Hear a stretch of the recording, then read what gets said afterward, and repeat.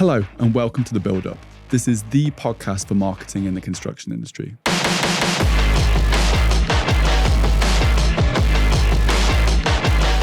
I'm Dan, the creative director at Dissident. We've been working with construction brands for a number of years. It's an exciting and rapidly evolving industry, and that's why we created a podcast dedicated to the weird and wonderful world of construction marketing. I'll be speaking to leading brands, other agencies, creatives, influencers and startups. This is the resource I wish we had when we first started out in the industry. Thank you for being here and welcome to The Build Up.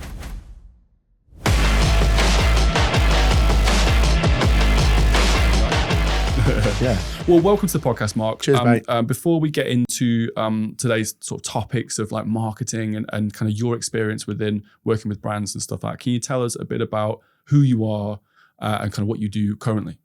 So I'm Mark, owner of Tiff Plumbing and Heating, just a sole trader, plumbing and heating company that I've had for, what must it be now? 22 years maybe. Goodness working me. as a sole trader for myself. Worked for a company before. Then there was a transition of me, what went on in personal life, got divorced, this, that and the other. And while I was at the point of having nothing, sold the house, this, that and the other, moved back in with my sister, have a go on your own. You know, what you got to lose. Exactly. If you don't work, you can go again. So I was with a company for 7 years, something like that, pulled out of there, started working for myself, sole trader for the last, as I say, 20 odd years. And then in the last 3 years, I think, started the whole sort of content creation. I think everyone does it. They start with Instagram, and then I think a lot of people look and go, I fancy doing YouTube. And it takes a certain person to be able to do YouTube. A lot of people have a go. Mm-hmm. And because the window to become, because everyone goes for YouTube, as much as they say they don't, they like the money side of it. And it does come, but you've got to put a lot of effort in to get that up and running in the first place. And it can either be a long slog to become monetized. I think when I did it, it was 1,000 followers and 4,000 watched hours to become monetized on YouTube. That sort of flips the switch. Yeah, and at that point then you can apply to be monetized and you'll begin earning a little bit. But to get to that point is a tough slog. Mm. You have to act like people are showing up. Yeah. You have to hit the algorithm. Everyone says about the algorithms on YouTube. It's its own entity. But yeah, in essence, I got into YouTube then. But yeah, the last 3 years, getting into content creating, getting into the social media side. We started with Instagram, and it sort of built from there, really. And what got you? What triggered I imagine you already had like personal social accounts and stuff. But what triggered the sort of the thought process, or was it a more of a gradual thing of just like, I'm going to start posting plumbing related content to a wider audience? Like what drew you into that? So I have my personal private Instagram account I've had for 15 years or whatever it is. How long's Instagram been going? Because I was quite late to get in a personal one. I want to say 2011. Okay, yeah. So it's probably 2015, 16 I got onto Instagram on my personal thing, family, kids, etc. Mm-hmm. And I was always sort of putting little bits of content, not content at the point, it was just pictures of jobs I was in. Standing in a bathroom for Mrs. Smith down the road, I put it on there. Yeah. And that would locally, because you always follow people, friends, family, you don't sort of follow people on a private one nationwide, worldwide. No. So I was getting a little bit of work from that. And then I'm one of these people that if I'm going to do something, I massively invest time into learning how to do that the best I can before I begin doing it. You got to nerd out. Yeah, properly nerd out, get as much stats, everything as I can get in, because I don't want to go in half-hearted. Some people, they like to learn along the way. Mm-hmm. I like to do it. So always being a massive car guy, I watched loads of car content on YouTube, and I enjoyed watching that.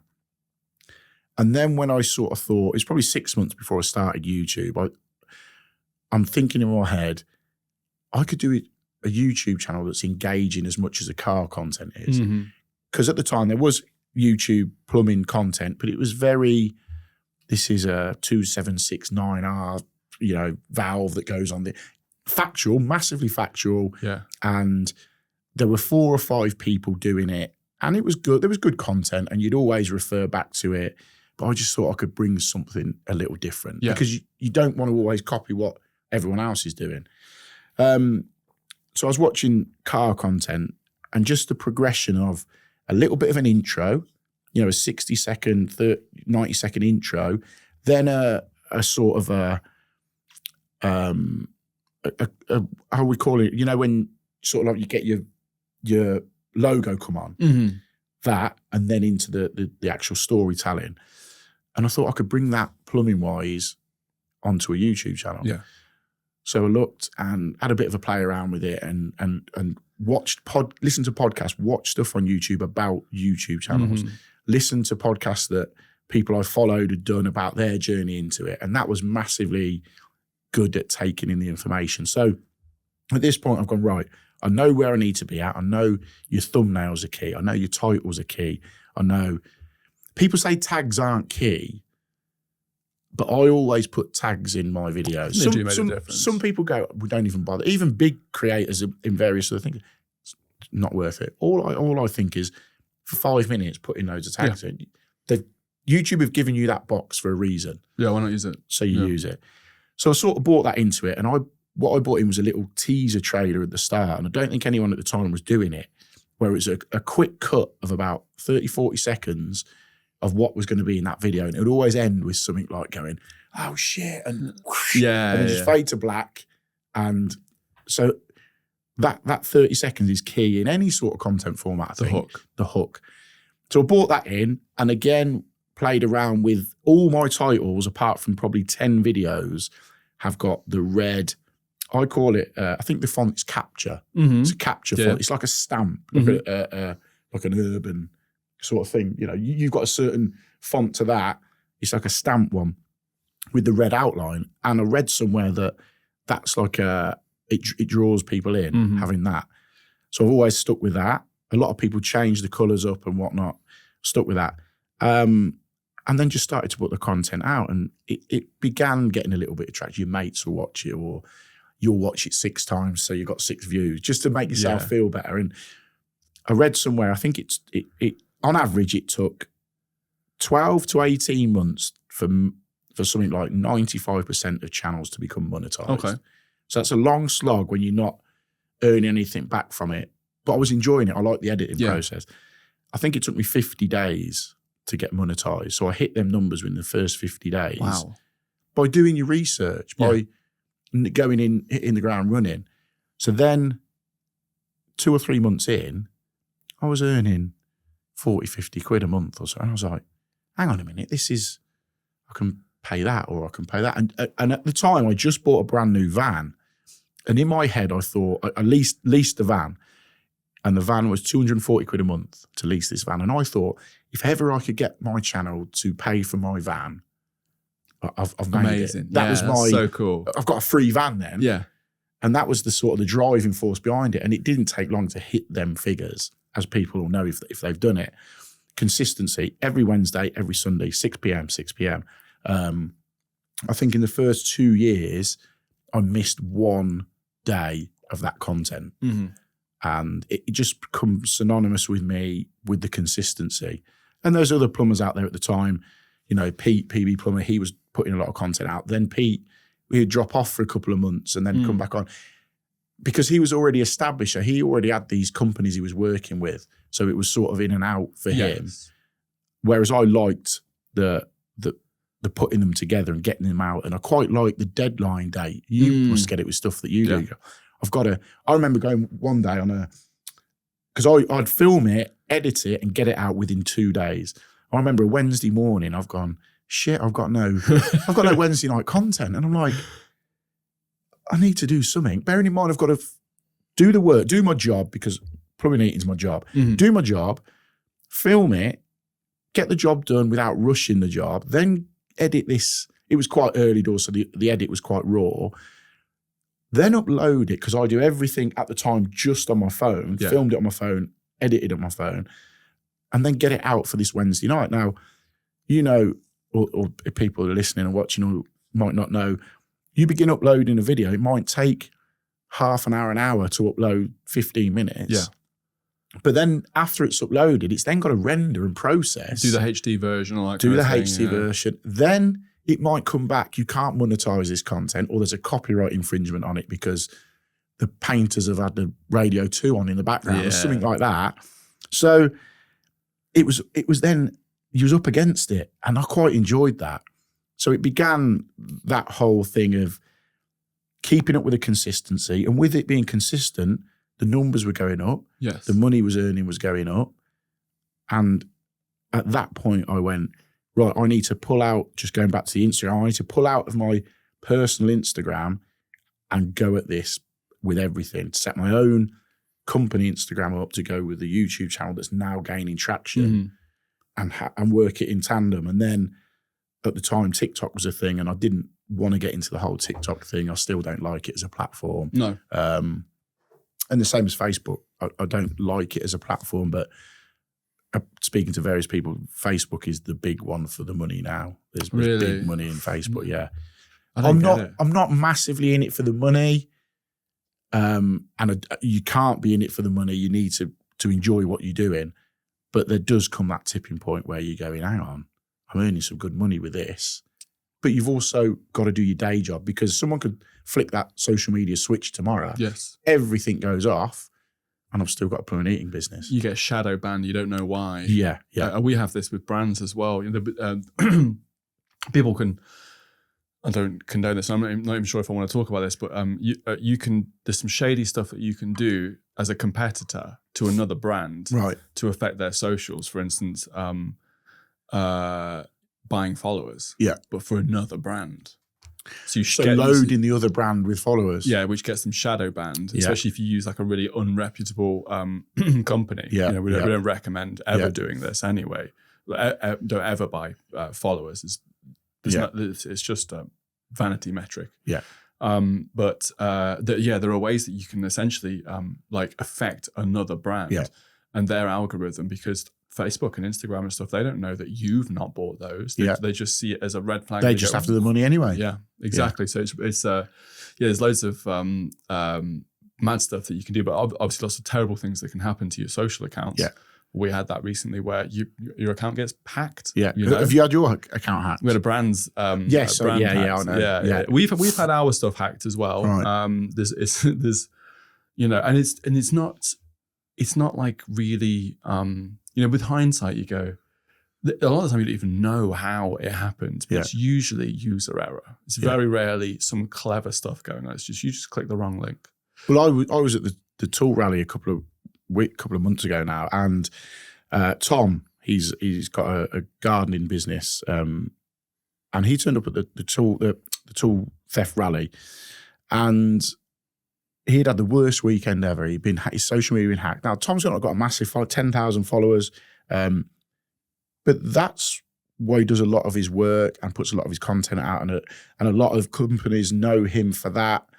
And because it's not a massive account, but it's a genuine, authentic account. Yeah, and it's hard-won followers as well. Yeah. And it's proper followers. Now, he had been hacked on the Friday, I think, and he said these hackers were coming to him saying, we want 10 grand to get your thing back. And he even said to me, at one point, I even thought about paying it, because they can lose that account, and what he earns through sponsorship and whatnot generates more than that. He said, so at one point I was like, should I just pay them that to get my account back? Because hopefully give it him back. Because those accounts now are becoming commodities, aren't they? Long story short, he got his account back, and he said that Instagram had said to him, get a blue tick because it's double security on it. Now, I'm guilty for saying to people, oh, you're a blue tick wanker. What you got that for? Never wanted a blue tick.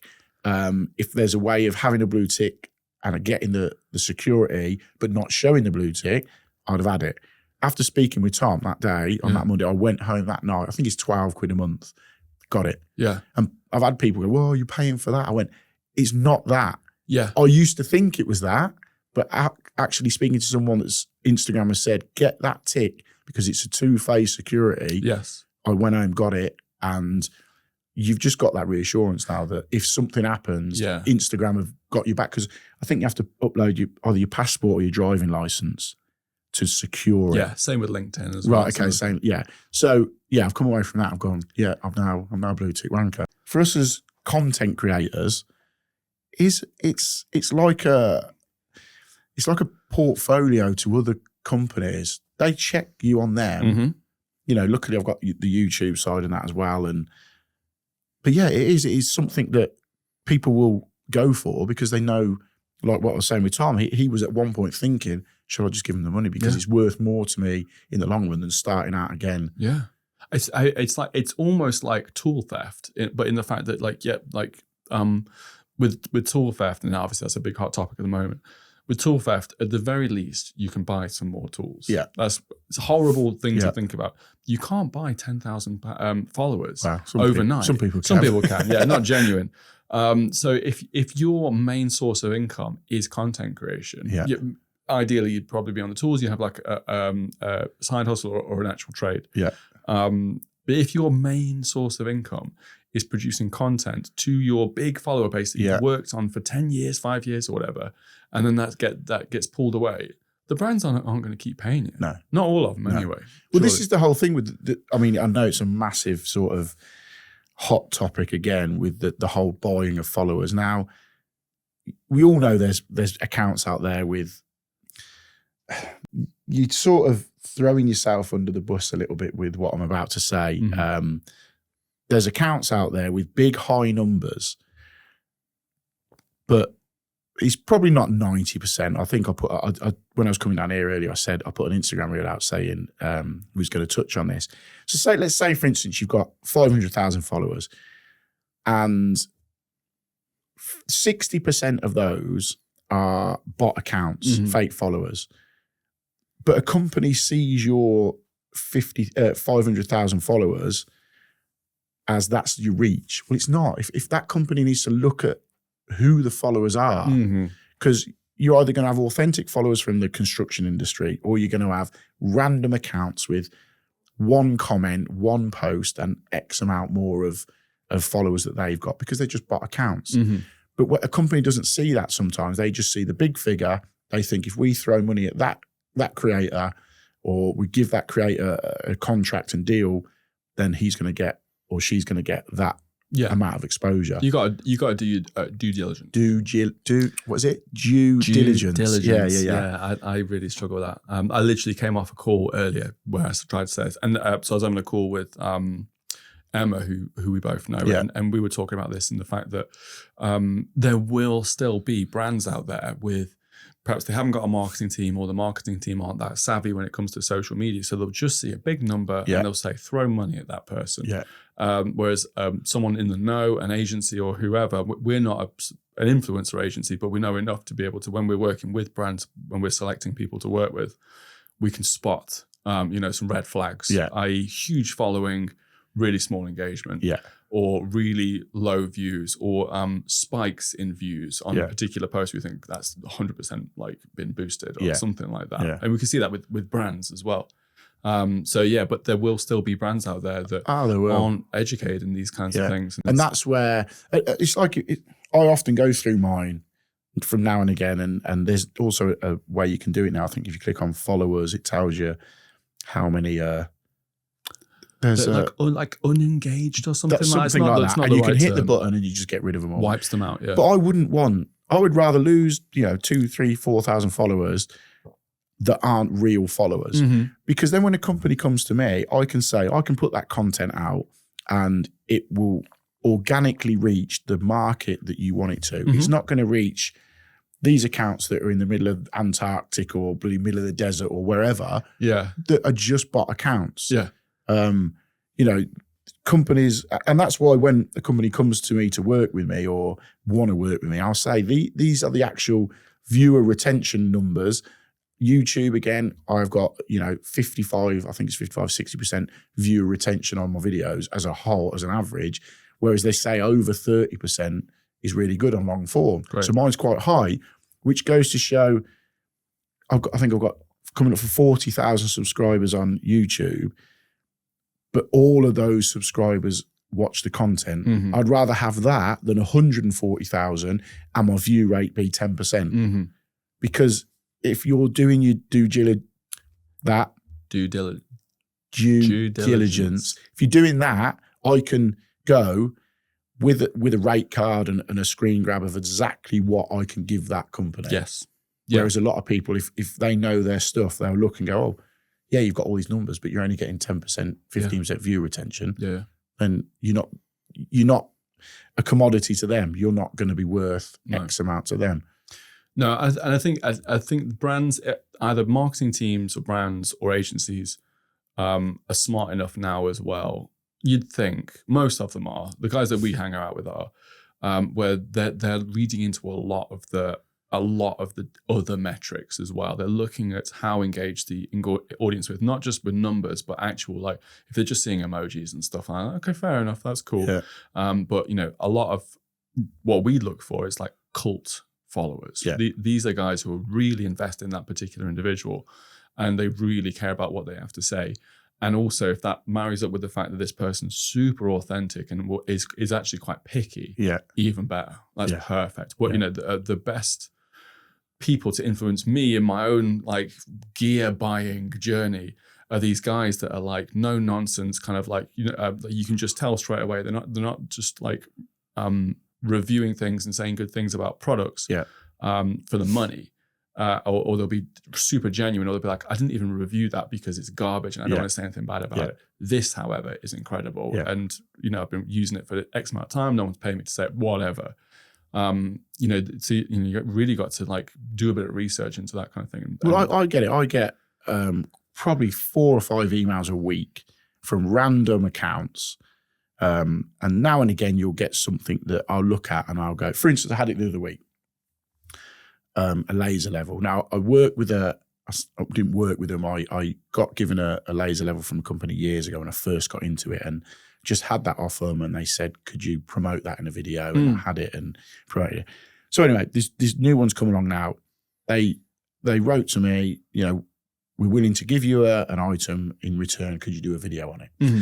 And what I always say, it's like a generic thing now. I'll say to a company, right, first off, I appreciate you emailing me. Thanks a lot. Thanks for taking your time. Then I'll go, right, what I want from you is send me that product for a month or 6 weeks. Let me use it and let me keep it at the end of it. Mm-hmm. Let me use it and let me see if it works for how I work. Mm-hmm. I said, because it might be great or it might be rubbish. And then I'll send that to them. They usually come back with, that's great, we'll get it sent out to you. What we want in return is this much. And I reiterate to them, look, as per the first email, send it out to me. By all means, send it out to me.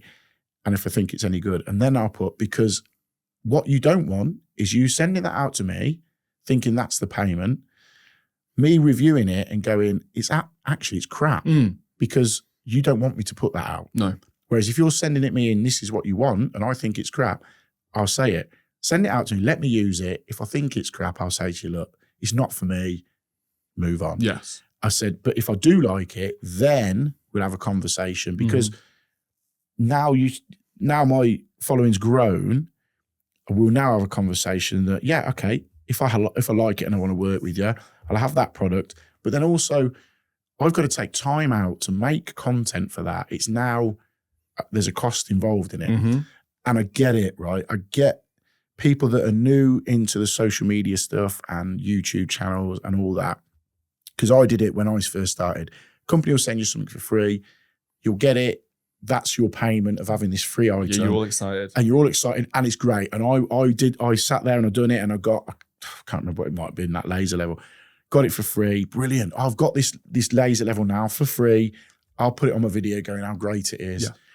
As your journey progresses through, you realize that what you're saying, people are then being influence. I've got no problem with the influencer word. Mm-hmm. I know a lot of people don't like the stigma around influence because it's synonymous with lifestyle accounts who are like promoting supplements that is poison and stuff they've never even tried, that kind of thing. Yeah, I mean, I've got no problem with it, but they'll then send that out, and if I'm going to influence someone into it, I want a monetary.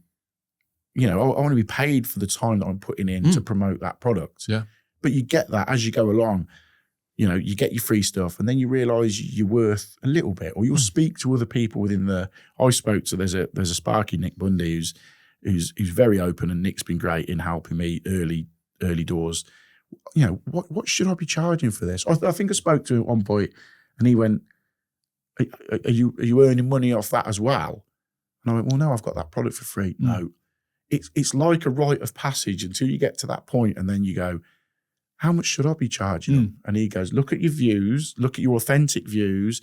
You should be about, let's say for arguments, 400 quid to do a standalone video on that. Then as your views and your numbers, authentic numbers begin to grow, then, okay, it might be £800, it might be £1,000, because,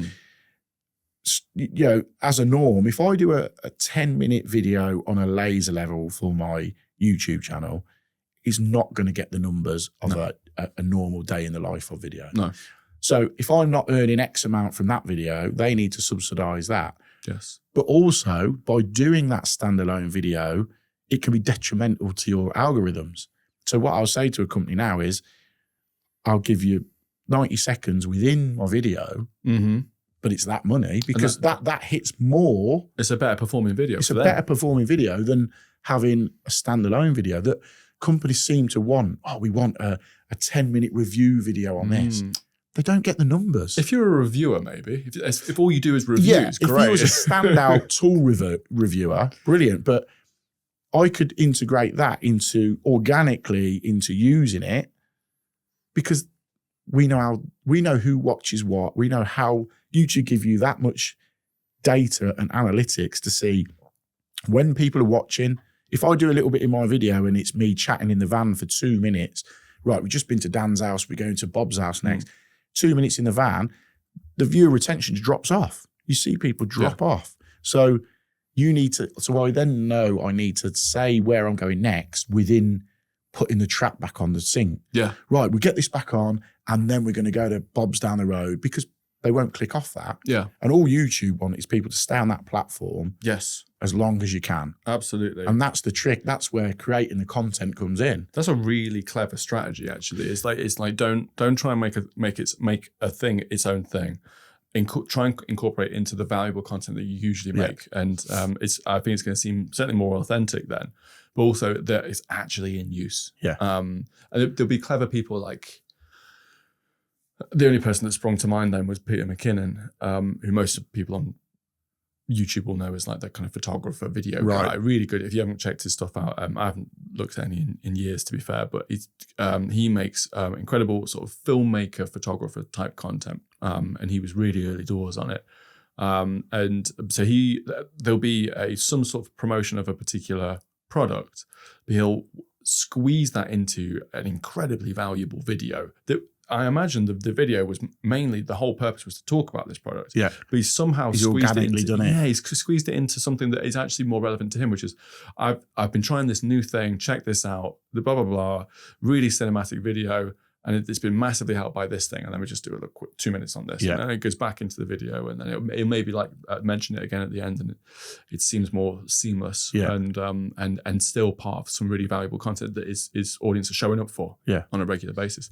On that note though, how do you have a particular strategy for, so you've got essentially 3 accounts. Your main ones are Instagram and YouTube, Instagram and YouTube are the main ones. I've got TikTok, but I've always struggled with TikTok because for a long, long time, probably only in the last 3 or 4 months, I began to read and reply to comments because I found TikTok to be so negative. Oh, really? You could put anything on TikTok and you'll get hammered for it. You know, I could pick that cup up and drink it. Some people go, wow, what the bloody hell are you using your right hand for? Use your left hand. And I'm just like, it's such a negative platform. You don't need that mentally. So I used to put stuff on and just leave it. Never used to even look at the replies. I always used to say, TikTok is like nursery school and like first school. Instagram was like your secondary school, your sixth form, because people enjoy the content more. They'll go, oh, I really like that. Wow, that's really good. You do get a few little negative comments, but as a whole, Instagram was very positive, and the plumbing community on Instagram and the construction industry in general on Instagram is brilliant. Yeah. There's a couple of little accounts, and You know, you might not like them, they might not like you or whatever. But as a whole, the construction industry on Instagram is amazing. Super positive. If you're not on it and you're thinking of going on it and putting your work out there just to showcase your work, do it. It's lovely to see whereas all these guys TikTok having each other's backs. Oh, massively. Yeah. You know, the community. I know full well I could go anywhere in the country. Say I was up north in the country and my van broke down. I could put on my Instagram, I'm in bloody Norfolk here. Yeah. Is anyone out? Can anyone help me? And there would be someone, because the reach in the construction industry is just really good. And there's a lot of people got your back. Whereas TikTok just seems to be throwaway content. Everybody's got an opinion, or they just sit there and hammer the keys. And I never used to. I engage a little bit more now, but it's your short form content. Same as on Facebook Shorts and YouTube Shorts. People can just throw comments on there for fun, and they can be horrible comments. Yeah. Whereas you find the long form stuff on YouTube, the comments on my YouTube videos are 99% brilliant. You get the odd one, but sometimes when you engage with these comments on YouTube that are quite negative, within 5 or 6, they're like, oh, right, okay, I understand where you're coming from. Or I'll go, right, I get what you mean now. Because I think often you'll read a comment and you'll read it in a negative. You're always on the defensive. Yes. Because Text can be weird, can't it? Because you're so used to getting hammered. 9 times out of 10, it's, oh, love that video, whatever. But you'll get one comment and maybe it doesn't mean it in a detrimental way, but you'll read it that way. So you're straight at him. Or some people are a bit sort of like, dyslexic is not the right term, but they'll struggle a little bit with like how they communicate on text and words. Because you could type something and I could read it one way and you'd read it a different way, but you mean the same thing. But each way would be, one could be really negative way it's worded. You drop one word and it can mean something completely different. And you get that, and I think a lot of people are quick to just fire stuff out on their social media. But that's then trying to stay authentic to your views as well. I've got certain views. I do certain things one way on my channel. Another plumber would do it a different way. It doesn't mean we're right or wrong. No. As long as you're getting the same thing at the end and it's up to regs and it's doing the job, then you can do things differently. Yes, absolutely. I mean, just the thing I've always liked about the construction industry, I've mentioned it lots of times in multiple different videos, but how creative the construction industry is for problem solving. Yeah. There's not just one way of doing a certain thing. There's lots of different ways of doing it. And some will be a little bit more cost effective. Some will be a little bit more time consuming. Some will be like not as efficient. Some will be really efficient. There's loads of different ways of doing it. None of them are necessarily wrong. And a lot of the time they get a similar outcome. Yeah. But it's fascinating to see all the different ways of doing it. I wish I understood most trades more. I think every tradesman is that practical. They will look at something and go, I can get over that by cutting that in half and doing that. Yeah.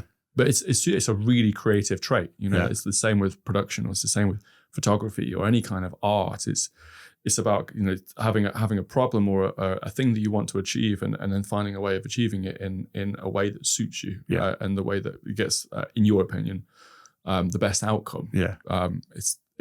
The similarities are huge.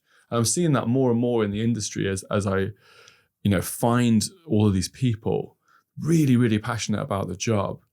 I do think I'm going to discuss this more in a future episode, how like the construction as a whole has got like a branding issue, and it's sort of carried on over like the last generation of you know, these kind of like, there was this kind of thing that like, you know, builders and plumbers and tradespeople in general was considered to be on the whole a bit thick, didn't do particularly well at school, aren't very articulate. We get it so much on the Trade Legend podcast. We'll ask someone, how did you get into the trade? 90% of them go, I didn't do well at school. Yeah. And the construction industries, I don't know if it's changed now, but going through school, it was either the university path for the educated lot, if you like. And if you weren't too clever, schools would go, oh, you could be a bricklayer or a plumber or a carpenter. So there was that divide. Whereas now you are getting people, especially with the content I put out, and people ask how much is that? And some people are like, that's more money than a doctor earns. Well, I'm a skilled tradesman. Yeah. A doctor hasn't got to put up with this, and this. You know, would you, and people are trying to barter you down on price, would you go to your dentist having a root canal and go, I'll tell you what, mate, it didn't take you that long. I'll give you 100 quid. It just seems to be that people have got an opinion on what a trade should earn. You know, why can't a plumber who's got 15, 20 grand's worth of tools and has trained for 10 years to be able to do that job in an hour? Okay, all right, we'll get someone in that takes a day to do it. Yeah. Are you more happy with that? Yeah. Well, you're still getting the same job done. Yeah. But he's got the tools and the skill and the knowledge to do it that quick. Yeah. And they've failed that many times and lost money on jobs and all that kind of thing. And and now they've got to a point where they can do that really efficiently. They don't get a call back and all that kind of thing. You're more happy. But people begrudge giving tradespeople what they're worth. Yeah. You wouldn't batter an eyelid at a lawyer charging you £200, £300, £400 an hour. No. But if a plumber's charging you 60 quid an hour because you've called him out at 9 o'clock on a Friday night, you've got water pissing through your ceiling, but you're still moaning, you know. Yeah, it's baffling. They've saved your house. Yeah, they've saved your house. You begrudge 400 quid or whatever. Yeah. You begrudge a call out, you know. It's a weird thing, but that was probably brought on a lot with the TV shows of the past decade, you know, the Rogue Traders ones. I've always watched them and gone, they've stitched that guy up. Yes, he hasn't fixed that problem, or he's fixed that problem, and then the guy's gone, right, I fixed that, which was what they made. They made that issue. But he's also picked up on another problem that the researchers didn't know about, and he's fixed that. He's not a rogue. He's being very good at his job. But that doesn't make great telly, does it? No. A plumber that's doing a really good job and he's charging accordingly doesn't make great telly. No. They'd rather have the plumber that's ripped some woman off for... Don't get me wrong, there are rogue people out there in every trade, every industry, every industry across the board. But you know, a rogue. You don't get TV shows about that. It just seemed that construction was an easy target. Yeah, and I think someone brought it up the other day. I can't remember who it was now. I wish I could give him a shout out. It was in a conversation. I don't think it was in a podcast.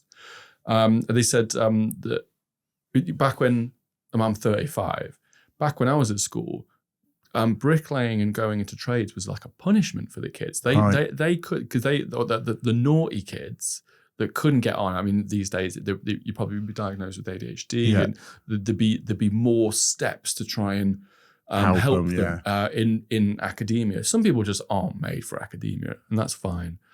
So they would have these like little programs that they put on where they go to like the local college and stuff. And of course the lecturers are dreading this because they're literally getting the dregs of the school coming in because they just didn't know what to do with these kids. And it was practically seen as a punishment. You'd see them all kind of get on the bus. You'd think, there's the retards. You know what I mean? What a bad brand image. Because some of these guys, like, they were just genuine people that just couldn't get on with maths. Yeah, they just couldn't do it. Or they just didn't like being told by a teacher what to do. You know, they might be at home at night and the parents are just constantly telling them. They don't want to come to school and have that. So they'll rebel that little bit. But then, okay, we'll put you on the retard bus. And can you say that now? Can you say put you on that bus? I think as long as we're not being derogatory against them, we're saying this was a bad thing to do. It was. But you're right. And they were pushed off to take up a trade. I'll go and lay some bricks or dig some holes, become a gardener. Because that was the last resort for this person, as opposed to like, this is a really clever person who can make a really good living in a trade. Not only are you clever with people, you're clever with maths, and be a carpenter, be a surveyor or whatever. And now it's there's loads more courses, and it's better. I don't know the landscape of schools these days when it comes to trades, but colleges definitely. Really good support system for really clever guys and girls getting into the trade and doing a really good job.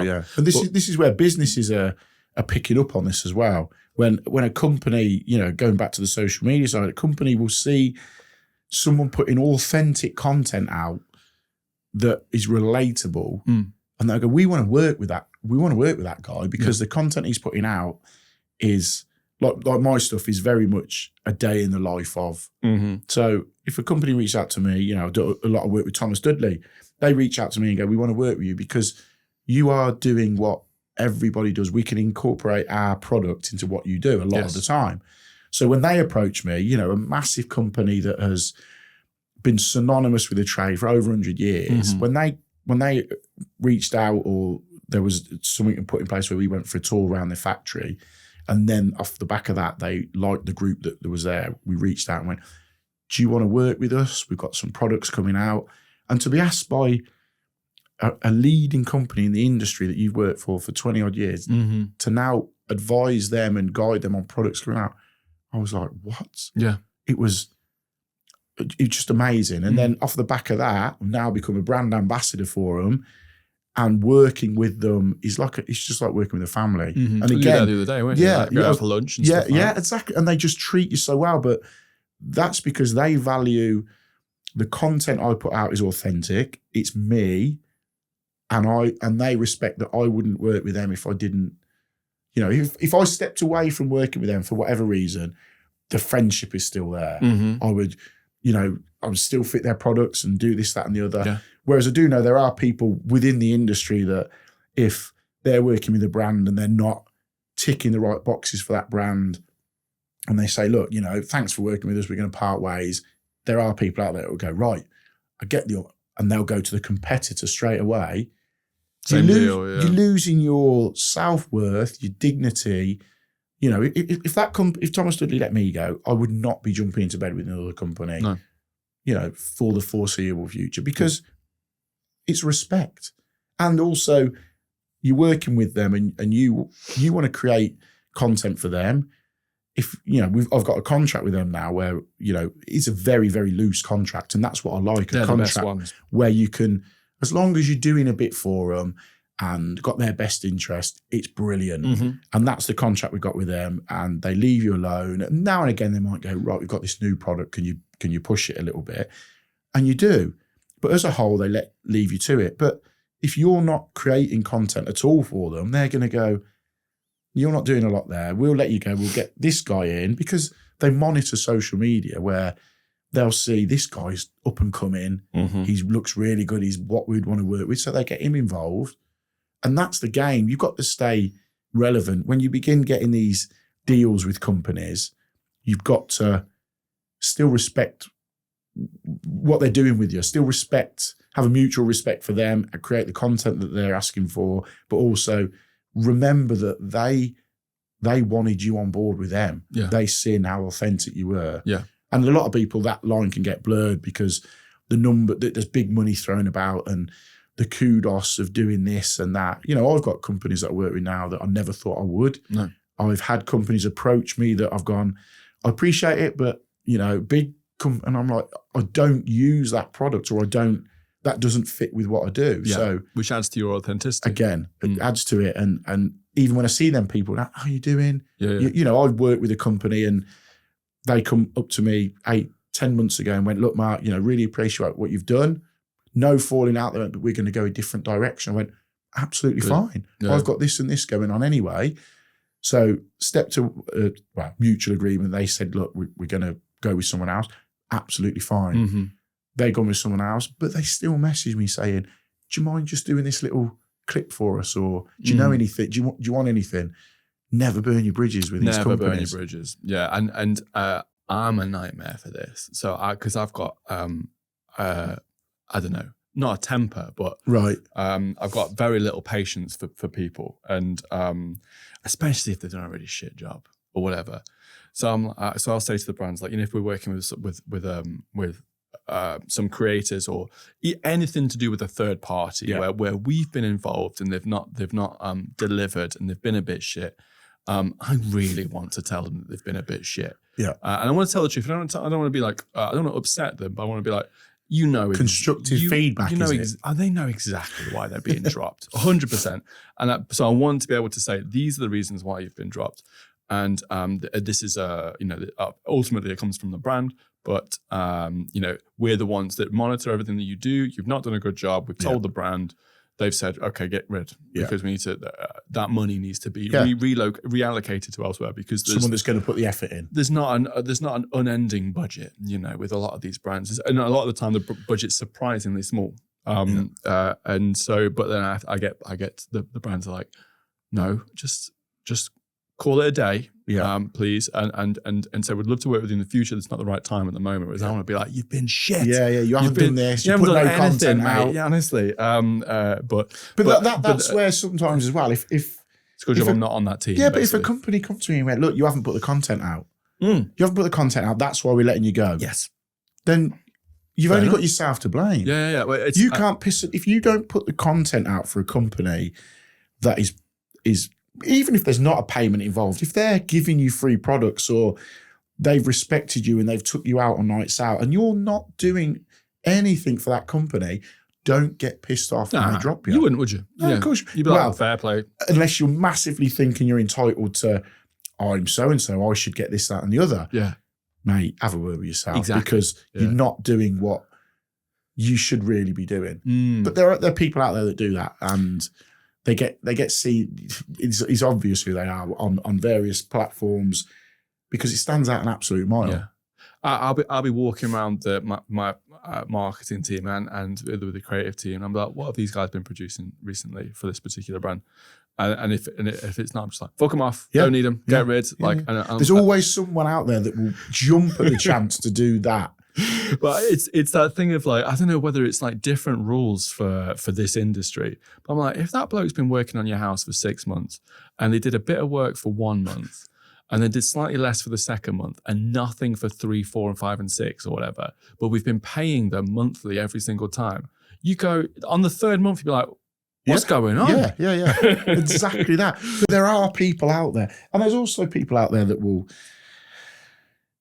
literally do the tiniest bit to justify that paycheck or that free product they're getting or just to have the kudos of saying, I work with so-and-so. Never be entitled to what you think you should be getting. Be respectful and look at the time when that brand or anyone offered you something, you was like, I've made it. This is brilliant. Feel like that about every deal you get. Because every company that comes to me and I sign a contract, because I think I work officially, like paid contract wise, with probably 4 companies. I'm quite synonymous with my Instagram stuff for discount codes. Yes. And people still get pissed off the fact that I'll offer a discount code. And I can't understand it. A company's valuing me to have the reach to give a discount code out. The company's earning money. I might have a kickback off it. Little Johnny's saving money. Yeah. But there's still people that, he's fucking just got loads of discount codes. Yeah. And I'm like, I'm helping you. Yeah. So this is like affiliate marketing, essentially. The affiliate scheme. So essentially, how that works is a brand sees that you've got enough reach to be able to go, we're happy to set something up in our system in the back end so that you can have your own special discount code. And you obviously value the product or whatever.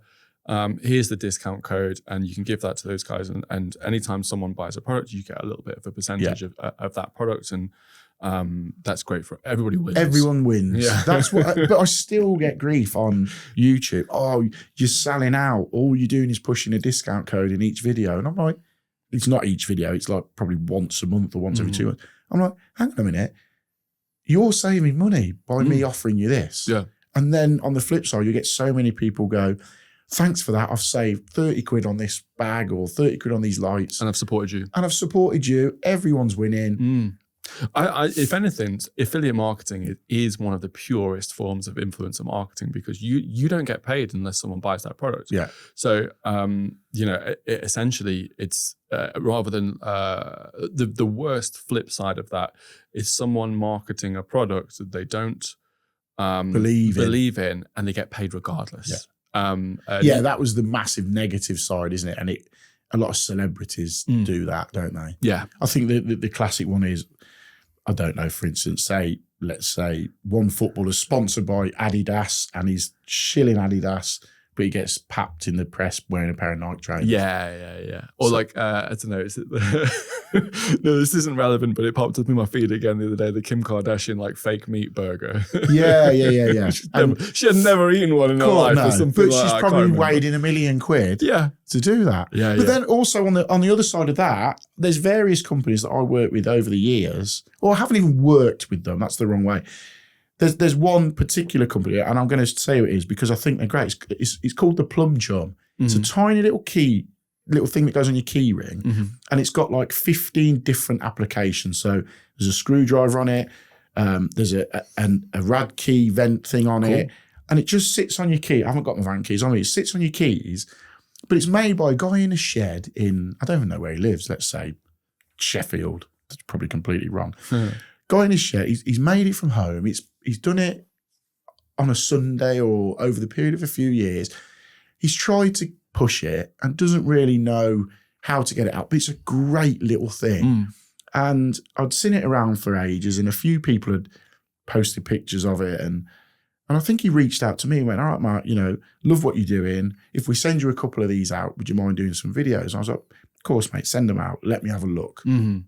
I've come out and I've gone, these are really handy. I've got one on my van keyring, one in my van, one at home, because they're like a 15-in-1. They're like the Swiss Army knife. I love stuff it's not a hardcore tool, but it's handy. Yeah. And I started pushing it a little bit. And he messaged me and he went, Mark, it was quite bad, not bad. He went, Mark, can you stop pushing it because we've sold out of all the stock. Oh, yeah. And we can't make it quick enough. We can't make it quick enough. And he went, I'll let you know. Because this geezer's making his shed or whatever. He's knocking it up. He's got a very small. He's got a 3D printer and it's fucking like on fire or something like that. And I was like, not a problem, mate. And then I think he messaged me 3 or 4 months later and I said, could you give it a push again? Let us know what you want. It's got some stock now. It's got some stock. It's got 8 out the back. Could you give it a push now? Let us know what you want. And I messaged him back and went, I don't want anything.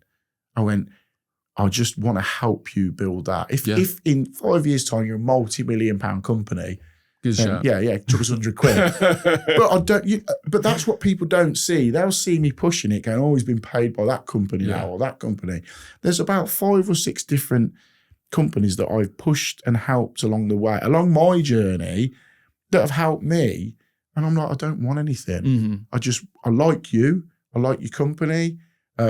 If all of a sudden you start turning over a load of money, we'll have a conversation. Yeah. But to push that little tool for him and for him to sell out, just that one message from him made me go, good. Yeah. I'm glad you sold out because you're getting noticed. And then discount codes. Yeah. MJ Tiff, discount code for everything.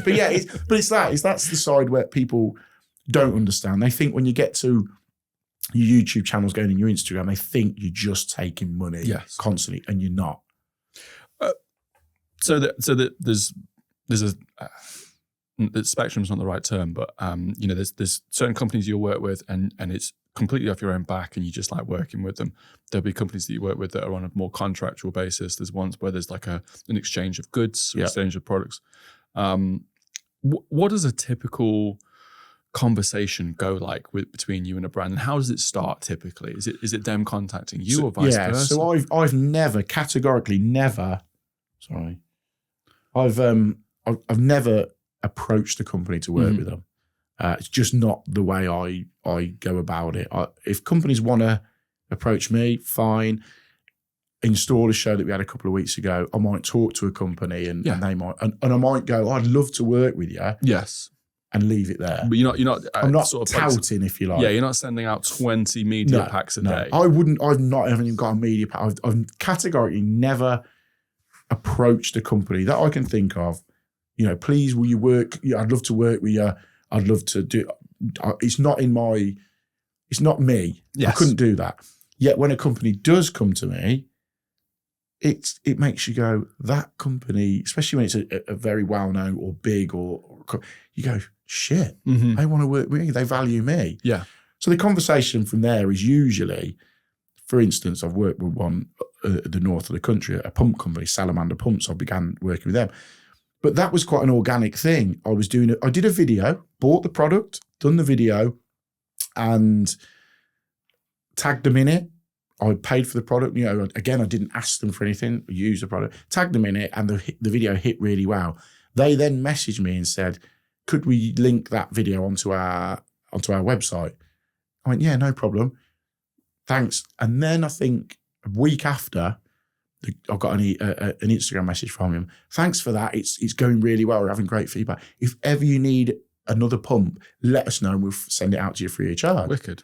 So there was never a conversation me asking. They valued what I had done. I bought the one initially and done the job. Mm-hmm. And then it sort of stemmed from there. And then it was just working with them, or I'll message, I've got a guy there, Johnny, I'll message him, "Johnny, I've got this coming up soon. Mm-hmm. I can make a video on it." At this point, I'm already working with them, not in an official format, but they said, "If you need anything, let us know." Yeah. "Johnny, I've got this job coming up. Could I get a pump for this job?" "Yeah, no problem, mate. Send it out as long as you do a video on it." Because it was a bit from both ends. But then they come to me and was like, "Look, we love what you're doing with us. We love the brand. We love that you love the brand. Would you like to come up, have a tour of the factory?" So you're organically building that relationship with them. How cool is it as well? Just a slight offshoot of that. How cool is it to see manufacturing in the UK? Love it. Great. Absolutely I love love it. a factory tour and go, "This is made in the UK." I love Amazing. going around these factories. Unfortunately now, again, with the reach, it opens doors to be able to do that. Can we come in and film this in the factory? And 90% of companies go, "Yeah, we love that," because it's relatable. As soon as you see the behinds of this pump company, you're like, wow, it is a small operation, British manufacturing. All the people working in that factory are local. I'm going to buy that pump. Love it. Because I like that, the backstory of it. And that's what I said to him. I'll come up, film a day with you, film some products. So you're just building that. And then they come to me and go, "Mark, we'd love to work for you for the next 6 months or 12 months. Then the conversation, right, okay. That's when I then sit down with them and go, "Okay, in an official format, this is the reach on average I can get through YouTube, Instagram. I can get X amount of eyes onto it. For that, I would, within," because you now with what I've done over the last few years, you've built up a separate business. Mm-hmm. It's now a business format. As Yes. much as people say it's not, you're earning money from Instagram, YouTube, you're getting products, it's a business. Of course it is, yeah. So it's your time, isn't it? Yeah, your time. Yeah, time is worth I'm money. taking a day or 2 days off work to go up to this company. So I then say to them, right, this is what it is. X amount, either if you're on a retainer, X amount per month, or X amount per video, or X amount per reel. Because and all they're of a sudden, typically higher as well. So the retainer's usually better valued, is it, as a rule, than like a one-off? Yeah, I think 3 companies I work with, I'm on retainers with. And I think it just builds a better rapport with the company. Yeah, I think it's an easier. Everyone knows where everyone stands. Yeah, you know what you're doing next month, cash flow, all that kind of thing. So I'm like, well, we'll discount our rate ever so slightly for retainers because we know where we're at for the next 6 months to 3 years or whatever the retainer is. And I like working with retainers because it builds. You can usually, because you're speaking to people more regularly. Yeah. You speak to Chloe in the office or Steve on the shop floor, or it becomes really personable, I find. Whereas if you're doing part of the team. Yeah, whereas if you're doing a standalone video, I was saying to you, I won't name the company, but I've done a video for the build up to a show a couple of years ago.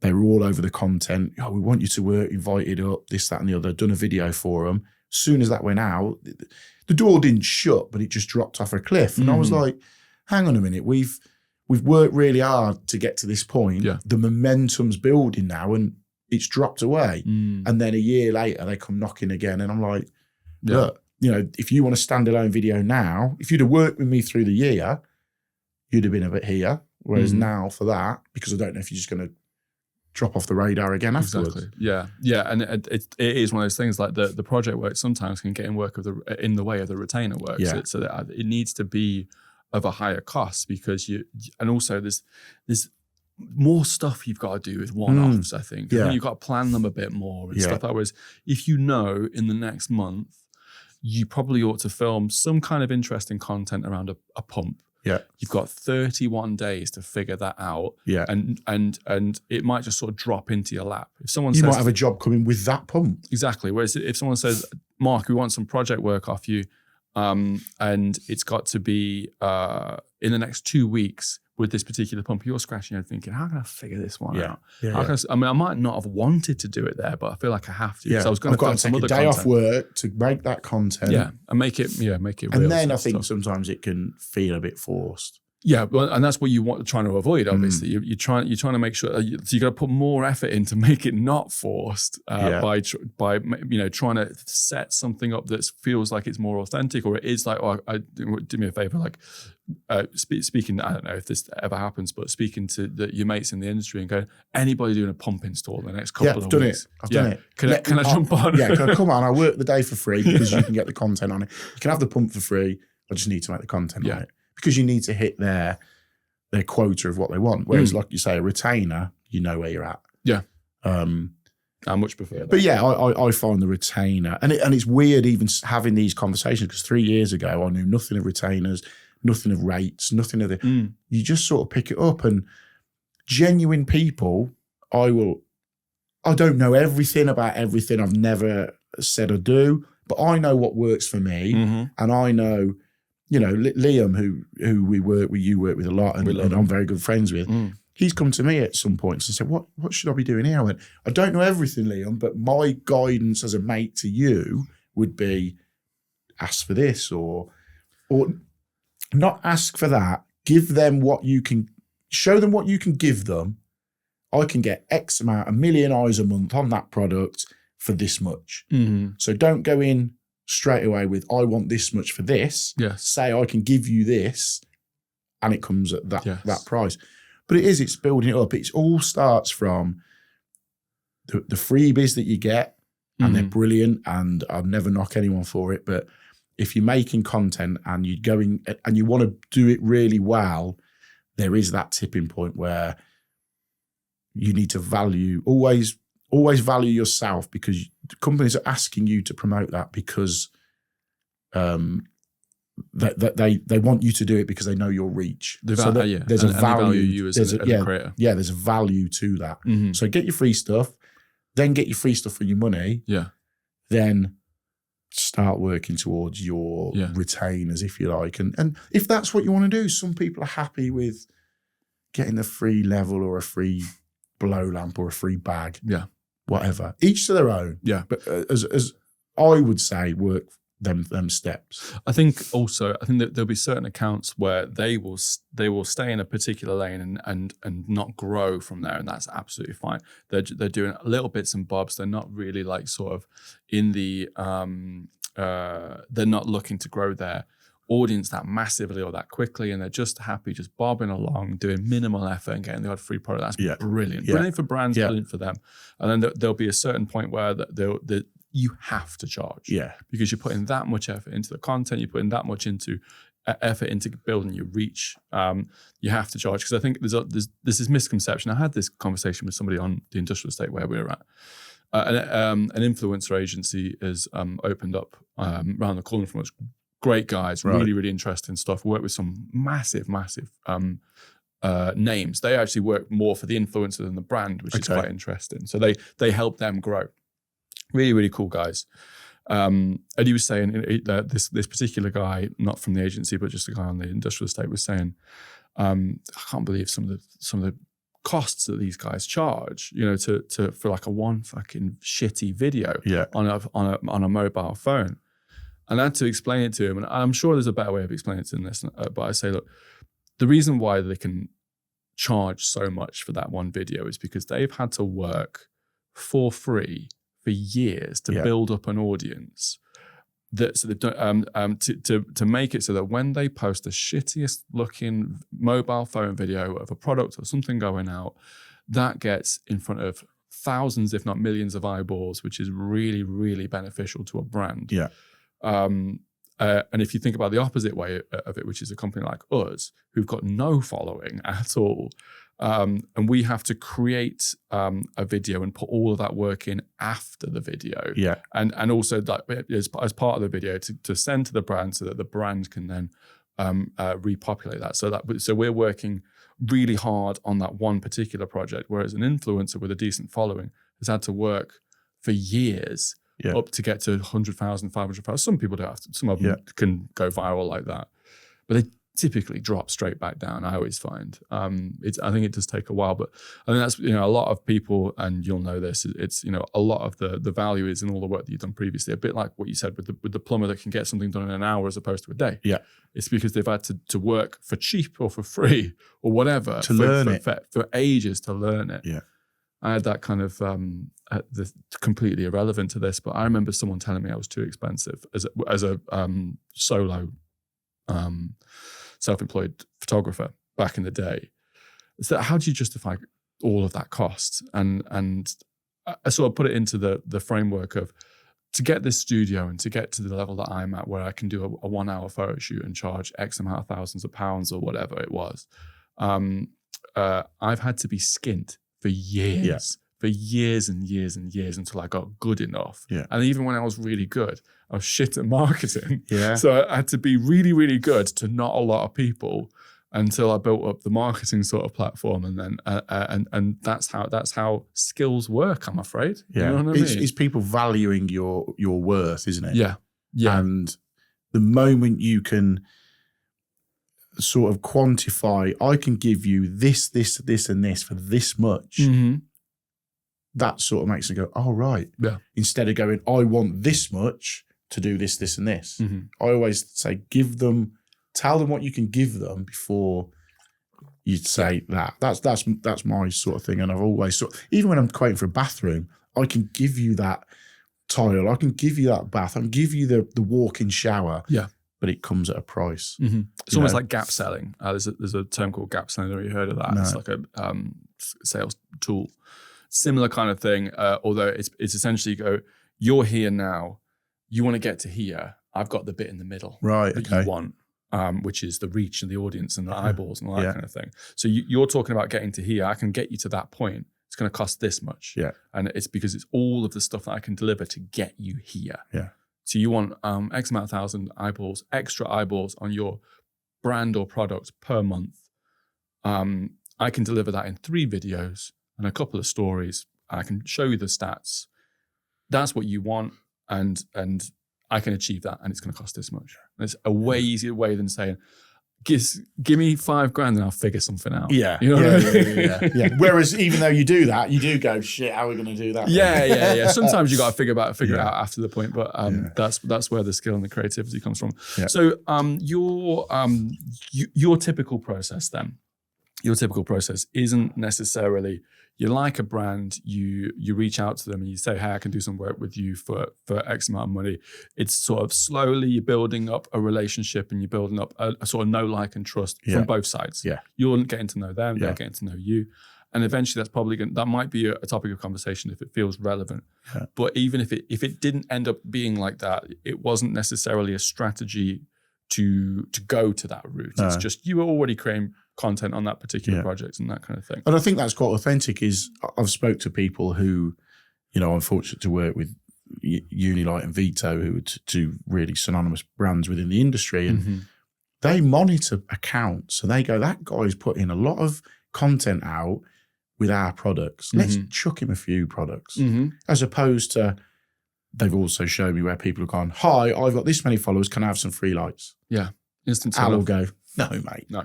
Whereas if they're just organically looking at it and go, he posts a lot of content and it's good content and seems like a nice guy. Yeah, let's chuck him some bits. Yeah. And that's how they're formed. There's probably 2 companies that I would love to work with. I won't say who it is because I don't want to be that guy to put it out there and then all of a sudden. I did it in the last episode. Oh, right. Yeah, I shouted out Weira straight away. Oh, there you go. Yeah. So there are a couple of companies that I'd love to work with and I'm I am putting bits out there to hopefully try and get them in because I don't want to approach them. Some people I spoke to, even within marketing, go, Mark, if you want to work with them, reach out to them and go, I can offer you this, and that. That's just, it's not, maybe I should do, I don't know. You got to do what feels right. I mean, we could be really salesy. We could be cold calling brands left, right, and center, and that might get us something. Yeah. It just doesn't feel right, so you don't do it. Yeah. Yes, technically, we could probably be a more successful business if we did that. It just doesn't feel right. It's all to us. about It's off-brand. it's about your self-worth and your own personal respect. And for me, fortunately, my main income is my plumbing and heating company. And I always see this as, I still get it now, imposter syndrome. Yeah. You know, I host a podcast. I'm on a podcast here, and I'm going to shows where companies are paying for me to be there, paying for your hotels. I'm like, who the fucking hell am I? Honestly, I still Pinch get yourself it. moments. And it's amazing, and I love it. I was at Goodwood Festival of Speed this weekend. It's the biggest car show probably in the world now since like the British Motor Show stopped. And so Goodwood Festival of Speed, a huge motor show, celebrities everywhere. I'm walking through the paddock looking for Liam, funny enough, I went with him, looking for Liam. This woman's run up by the side of me and go, excuse me, are you Mark Tiff the plumber on YouTube? And I'm like, yeah. And she went, oh, me and my husband watch all your stuff. And I'm like, I'm at Goodwood Festival of Speed where they've just released the new Bugatti £5 million car. Yeah. And some woman's dragged me and spotted me. I'm like, it's just mad. It's great, and I love speaking to people, and I love the people that follow me and comment on all my videos. But I do still get that imposter syndrome. Yeah. Like, I walk into a room where I've seen people on social media go, oh, that's so-and-so, that's so-and-so. Yeah. I'm like, and they all know who you are. yeah, and I'm like, what am I doing here? Yeah. We even had guests come onto the podcast. I'm like, can't believe, trying to play it cool, like, all right, mate, yeah, there you are, yeah. But I'm like, shit, we got him on. Yeah. You Well, know? that was my episode you're speaking. Yeah, I've got specifically, Dan from Dissident. Oh my God. But it's and I think that keeps you quite humble with it as well. I think you're always going to get people go, oh, he thinks he's fucking something else and whatever, mate. I've gone through my life. Everyone will have people that like you and don't like you. If you don't like me, I don't mind. I'm absolutely cool with that. But the people that I like and like me, I will jump through hoops for. Yeah. I think there's a. I think I spoke about this on Liam's episode, which is the last one. I don't know whether they'll go out in that format, right. But when we spoke to Liam, there's something about you that will appeal to certain brands, and what I would consider to be most brands, and it's this because there's the audience, but there's also the persona. It's important to own your brand. Yeah. You know what I mean? And I'll just start saying words, and maybe you resonate with these, maybe you don't, but it's this kind of like no nonsense, no kind of like wishy-washy frills marketing type approach to content, which is feels, again, when you use the word authentic and genuine, it's not salesy. It's but also at the same time, even when you are promoting a product, you're like, it's mint. Yeah. I've used it loads. Yeah. You know and that's what I wanted to build up, is that trust that if I am promoting a product, it's because I believe in that product. And you can tell. Yeah. I think that's the thing. And excuse me, there are people that will flit between products. One week they'll be going, this is great. The next week they'll be going, the rival, this is great. I'm like, you've got no self-worth. And within the industry, people see that. I spot it a mile away. Oh, yeah. I couldn't. If let's say, I'm synonymous, I work with you, like synonymously, everyone knows that. If Al, for whatever reason, I hope you don't, Al, but for whatever reason, let me go, and another light company approached me 2 months later, I wouldn't do it. No. Even if they went, we'll give you $5,000 a month, I'll go, no. Even if it went against your values, it damaged your brand. Yeah.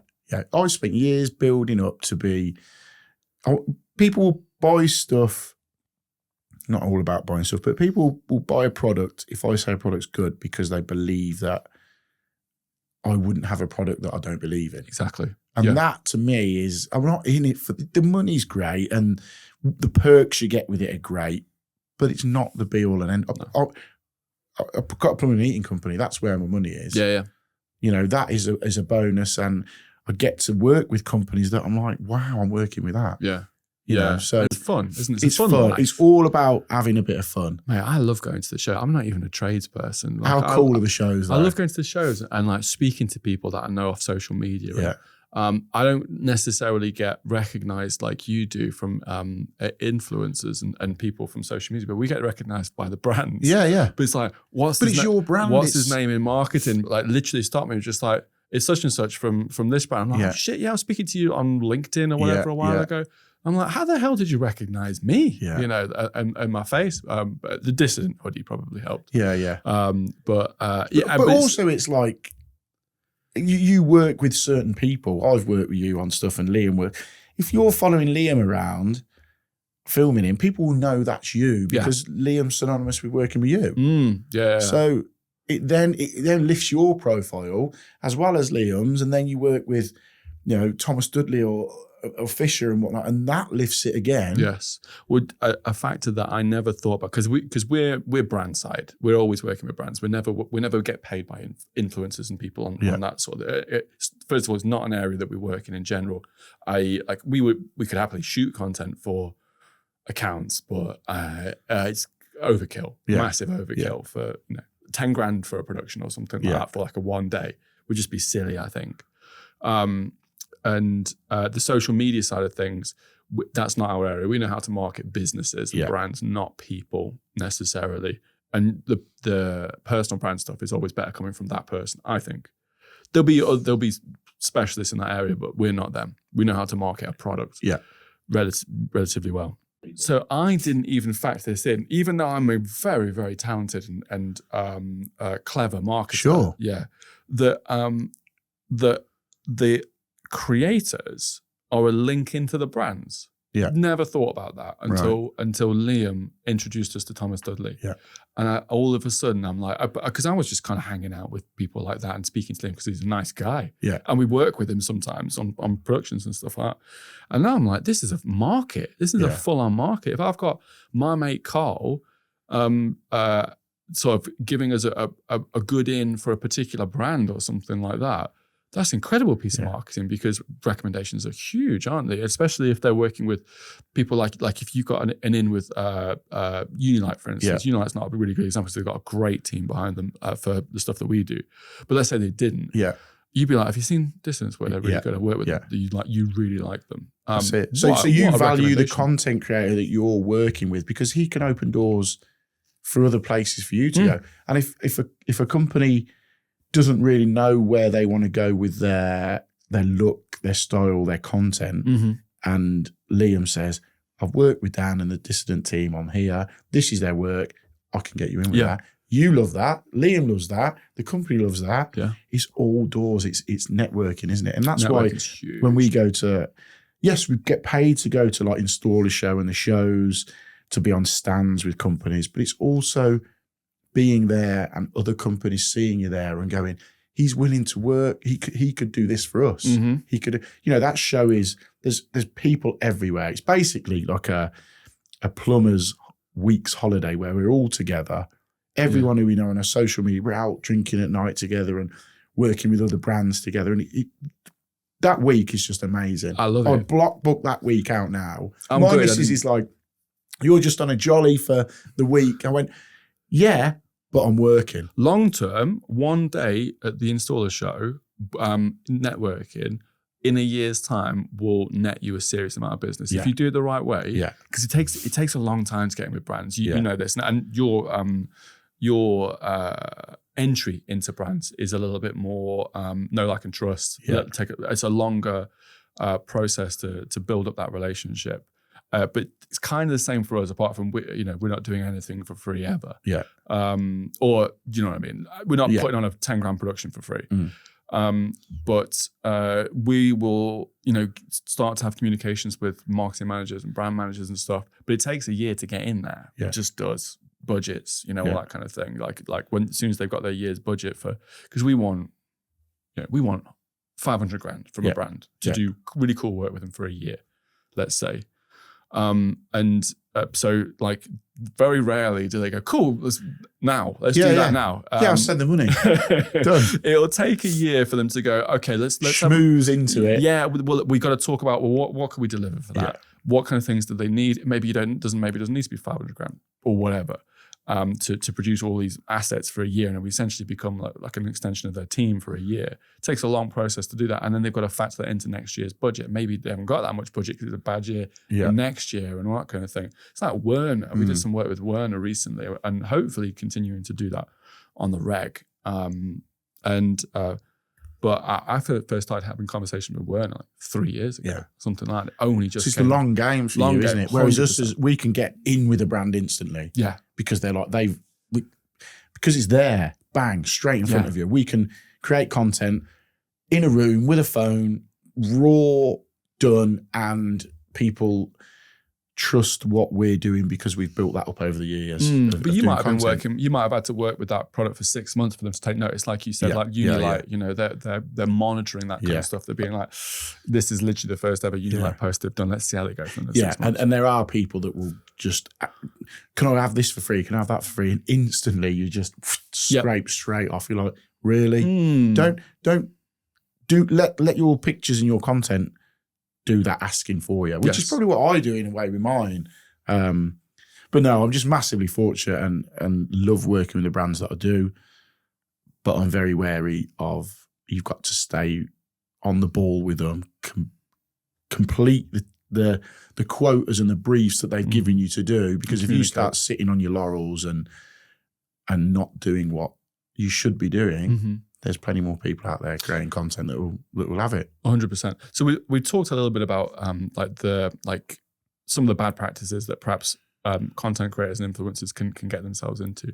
Let's talk about scenarios in which you've been approached by brands or brands have like gone about things in kind of like a weird way for you. What kind of stuff kind of sticks out in your mind? So not so much in a weird way, but I've had brands come to me and offer, big amounts of money for products that are very good products and used within the industry.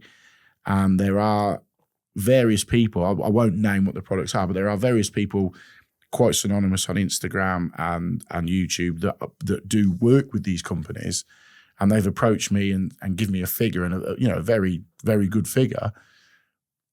But I've gone back to them and gone, I don't use that product. Yeah. It doesn't work with my business model, the way I work stuff.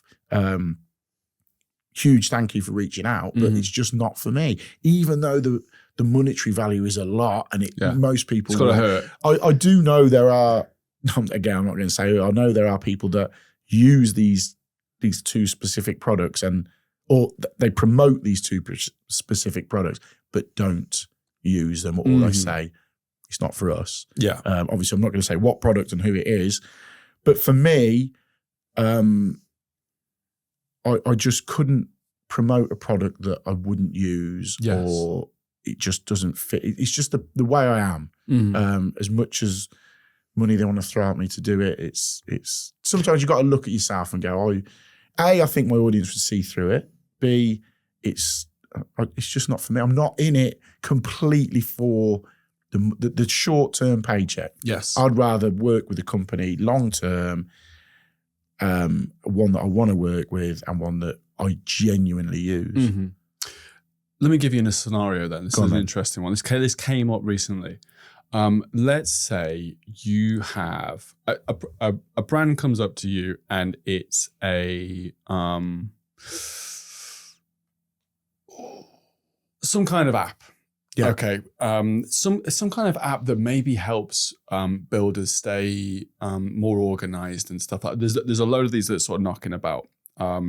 Let's say it's something that keeps hold of your you can do your invoicing through it or something like that. Something like some kind of like it's part of your thing. Everybody could kind of use it. Yeah. But it's probably going to be beneficial, but you haven't used it up until this point. It's a brand new product that's just come out, brand new brand, and they want you to do an ad for them. It's not going out on your socials, and it's not a relationship that you're sort of starting with these guys. It's a one-off. They just want to use your face. They know you're good on camera. They know you can speak well to your audience. They just want to borrow you for an ad. And you've never used the product. You don't actually know nothing about it. You don't rate the product anyway because it's brand new. You've never even played around with it. Maybe you asked to play around with it before. Yeah. Is that something you consider, do you think? I personally would want I would want if it was something like that, I would want a good amount of time to test it. Make sure it's legit. Make sure it's legit. But if that was the ad, I wouldn't use that ad personally. So I wouldn't be comfortable in promoting it because I know I wouldn't use it. You've got to think in 2 years' time, someone says, "Oh, I've seen you promote that. It's really shit." Or I've seen you promote that. Why do you not use it now? That's the I didn't think about that.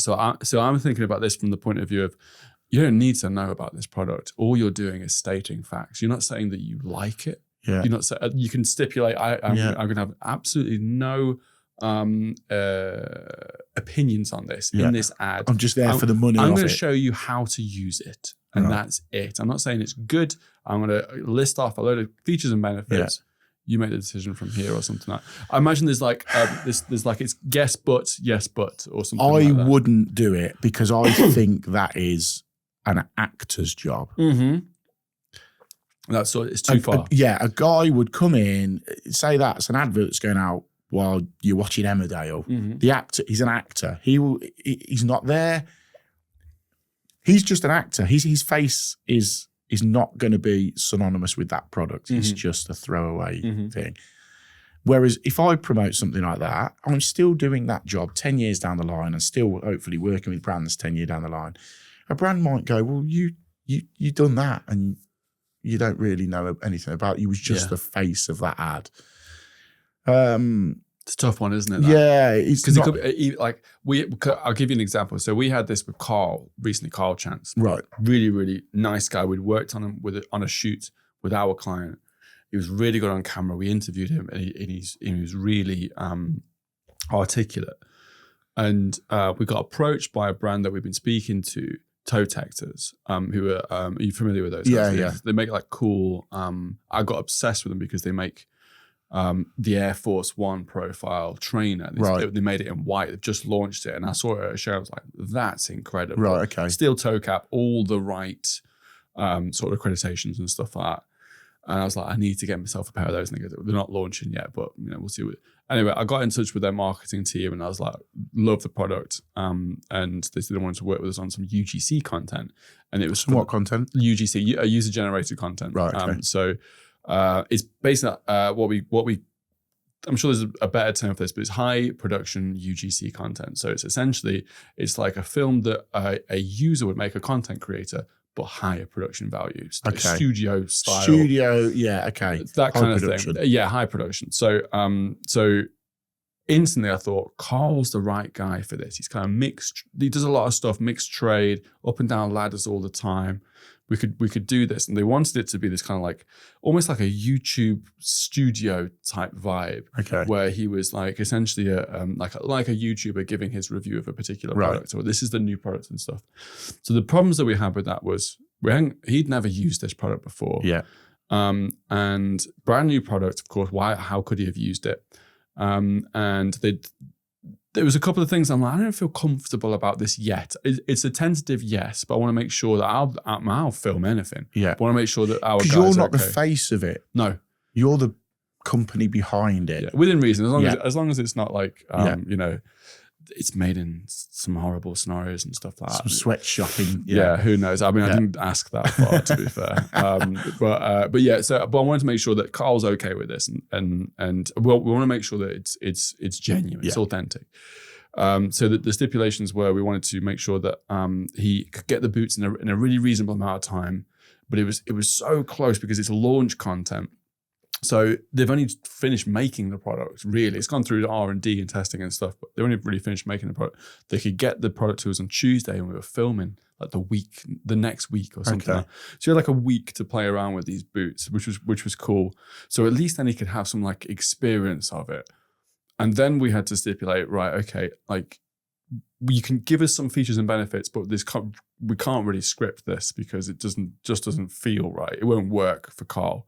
But also, we need to specify how long he's had. We want to make sure that the audience knows all the facts about this transaction. Right. I've had these products for X amount of time.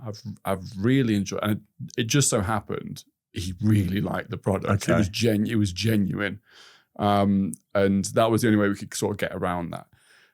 But it was that we had to get around a few things before we could basically create a film that was him explaining a product, his limited experience of it, but also talking through the features and benefits. And he does like the boots. You still see him in the boots and stuff like that. So you have to sort of caveat those kinds of things with like, first of all, is this right for me? Yeah. But also, can we do this in an authentic way that is right for Carl, for our guy? Yeah. And this time it was.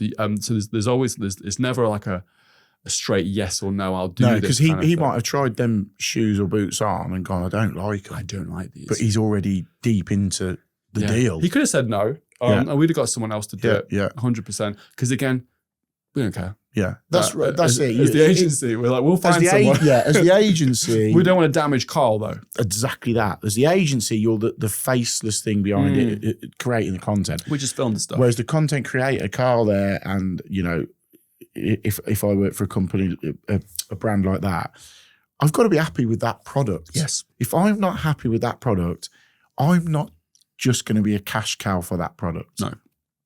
People do. You go and get your money. Go find them. You go and find them. There's plenty out there. I'm not knocking them. They do their thing. They're happy. They can live happy knowing they've done that. Yeah, I personally, probably loaded. Yeah, very, very, very rich. I personally can't, because the money isn't the be all and end all. It's I value my self-worth more than selling your soul to a paycheck.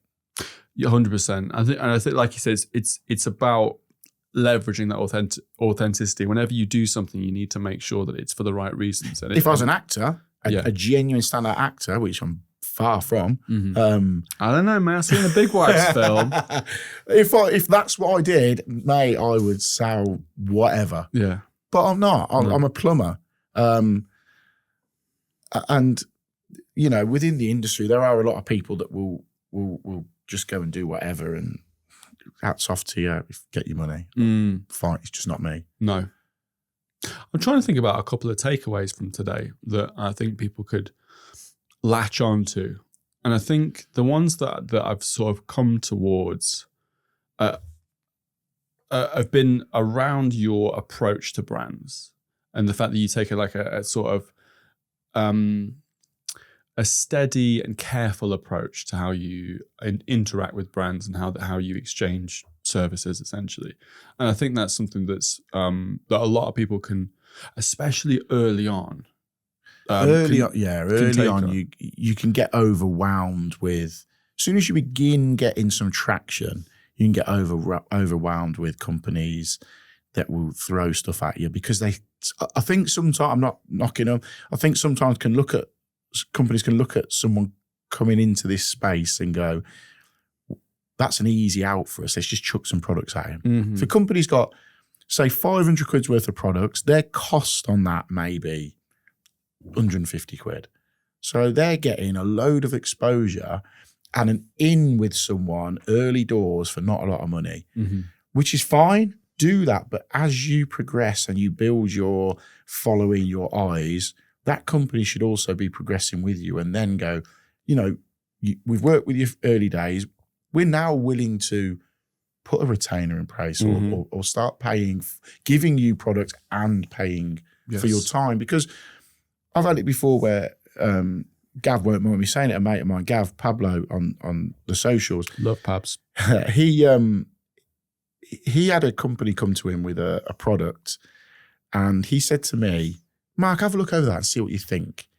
And I think it was something like, I know you won't mind me saying, I think it was 500 quid for 2 bits of content over 6 months, or 4 bits of content over 6 months per month. 4 total. 4 bits of content per month over 6 months. 500 quid a month or for total? So 500 quid total. Shit. Yeah. Okay. 500 quid total for, I'm going to say 2 bits of content per month over 6 months. So in effect, 500 quid for 12 bits of content. Now, Gav's seen that 500 quid and was like, that's 500 quid. And I've gone, yeah. I said, but break that down. Get your hourly rate out of that. Get your hourly rate. You ain't even earning minimum wage because 12 bits of content, even though it was for Instagram content, so it was quick and Gav can knock it out. But those, divide. I'm shit with maths. Divide 12 by 500 quid. It's not a lot. Not a lot of money. You're rolling your eyes. You're trying to do the maths. 50, 40 something. Yeah, it's 40 quid. So each bit of content is 40 quid. Mm-hmm. If you spend 2 hours on that, your 40 quid's gone. Mm-hmm. Even as a call out as a plumber, it might be 80 quid. So half an hour, let's say, that bit of content's going to, by the time you've thought of it, gone out your way, recorded it, come back, edited it together, then sat on the platform, let's say Instagram, knock that reel up, put your tags in, put your description in.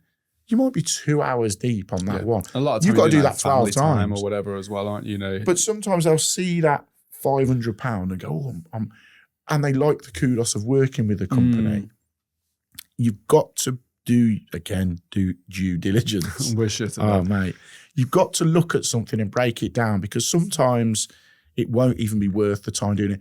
But if you're starting out, it might open a couple of doors for you. Yeah. But I would say if you're established making content and working with brands, don't sell yourself short. No. A brand wants to work with you because they like you and you like them, and they respect and they trust the content you're going to put out. Yes. My old man used to say to me, God rest his soul, if you're good at something, never do it for free. No. And I completely agree. Some things, if you want to help, you can see the longer game where you want to help that person or you just want to be nice. Yeah. Fine. But in business, if you're good at something, never do anything for free. No. And I think the way that that scenario was structured, this company wants Gav to do a particular piece, an amount of pieces of content, which for £500, not a great budget. Maybe it's a small business or not, whatever. I think another way of sort of reframing that's more to, let's say, not saying Gav's as a smaller content creator or a smaller account, but perhaps someone who's just starting out is, if I was going to do that content anyway, because I really like the brand, but they're going to give me 500 quid, let's figure out a scenario where I can make some content for you, but let's not put it set in stone. You give me the 500 quid and I'll give you some content, but let's not make it so that like I have to deliver 2 pieces of content every single month because it just might not fit. Yeah. And you're not giving it's got to be authentic you're not as well. Paying me enough to stick to a schedule here, I'm afraid. Sorry. That's X amount of Starbucks runs, I'm afraid. It's not a lot. But at the same time, so as a small creator, you can go, well, let me push back on that. I'll take the 500 quid. I'll aim for two reels a month. But if it doesn't work, it doesn't work because we've got to make this work. And as a brand, 500 quid doesn't get you very, very far in anything. Yeah. Some people have a 1 hour consultation call and it'd be 1,200 quid. Yeah. Do you know what I mean? Yeah. I had that for a software that I pay for already. Yeah, It's completely irrelevant, but I pay for this piece of software, which is project management for my whole team. And I wanted to figure out a better way of using it. It was 1,200 quid for I think it was 3 hours. Right. I'm already paying 150 quid a month for it. And now I've got to pay that. I've got to pay 1,200 quid to have a call with you guys. Yeah, it's crazy. You should be telling me how to do it in the first place. Yeah. Absolutely nuts. What you've been in the industry for 3 years. I think 3 years ago the industry of the content creator in construction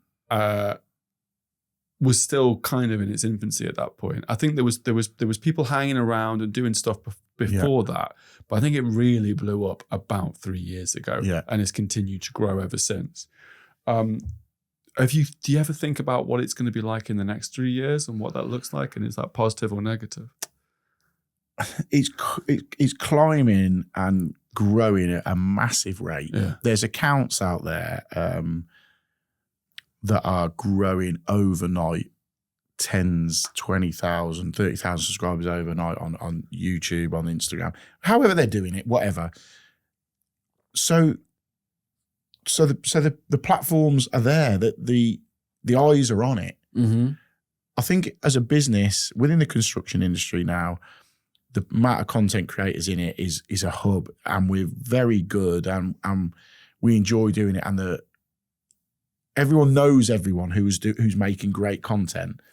If brands don't work with them, I think they're massively missing a trick. Yeah, I think they're scrambling at the moment. Yeah, if you're a brand within the construction industry that isn't working in some way, shape, or form, be it your own social media or working with a content creator or a company like you who can put you in touch with people, I think you're going to get left behind pretty quick. Well, and all of a sudden, your competitors are snatching them up with non-competes. Yeah. We've come across that with our brands. Yeah, I've got, you work with a company that I work with a rival company to that. I wouldn't say rival, but they make the same product. They make the same product. Similar products. I can't work with that company, and I wouldn't want to because it's a conflict of interest. Yes. But I still know people in that company, and how you doing? And but content creators are being snapped up by companies, so you can't work with others. Got to get them early. Yeah, you've got to get them early. Even for shows,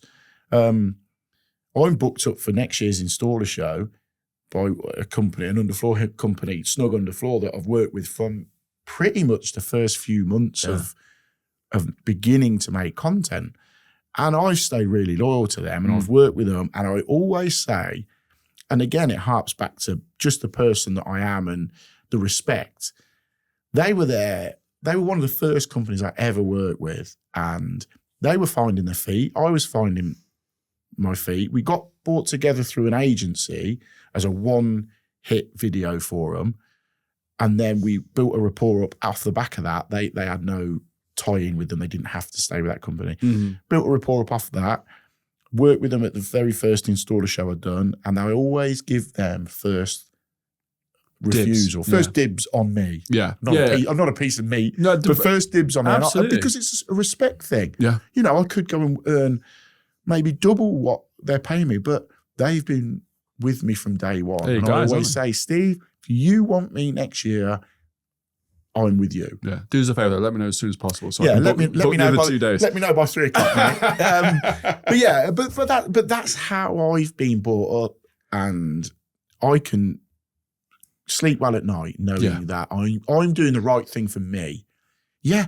I've had other underfloor heating companies come to me and want to work with me. I'm like, again, always thanks very much for the offer. Really appreciate it. However, I currently work with, so if they turn around to me and went, look, Mark, we've worked with you for 3 years.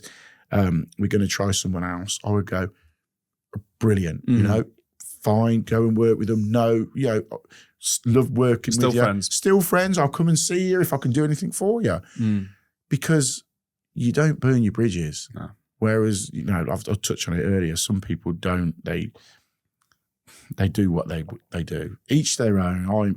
I can sleep well at night knowing I've got a great rapport with all the companies that I work with and the ones that I want to work with. Well, fundamentally, though, that your thing is like you won't, as a rule, work with brands that you don't use and trust. No. So if you're using, I don't know why people do, because people do, but money.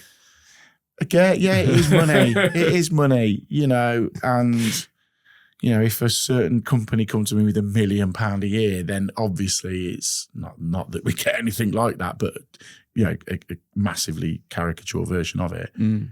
There is a point, I think, with everyone where you go, right, okay, but that's never going to come my way, and I respect myself too much and respect the companies that I've worked with over the years too much to shit on them, if you like.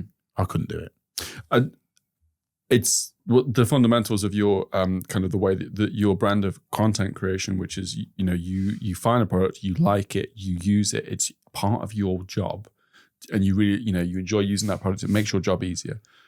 So therefore, that's how you start to potentially work with that brand, is because you've already been using it for ages. If you've been using Snug Underfloor heating for the last 3 years, and then all of a sudden you go to a different brand, it wouldn't work like that, because like even if you stopped using Snug Underfloor heating, you'd start using something else, start to enjoy it. Maybe it'd be a long process, wouldn't it? Yeah. It'd be weird for you to just jump straight into a thing that you've never used before, because chances are you're probably going to carry on using snug underfloor. Yeah. This is what the reasons why you use it in the first place. Decent. Yeah.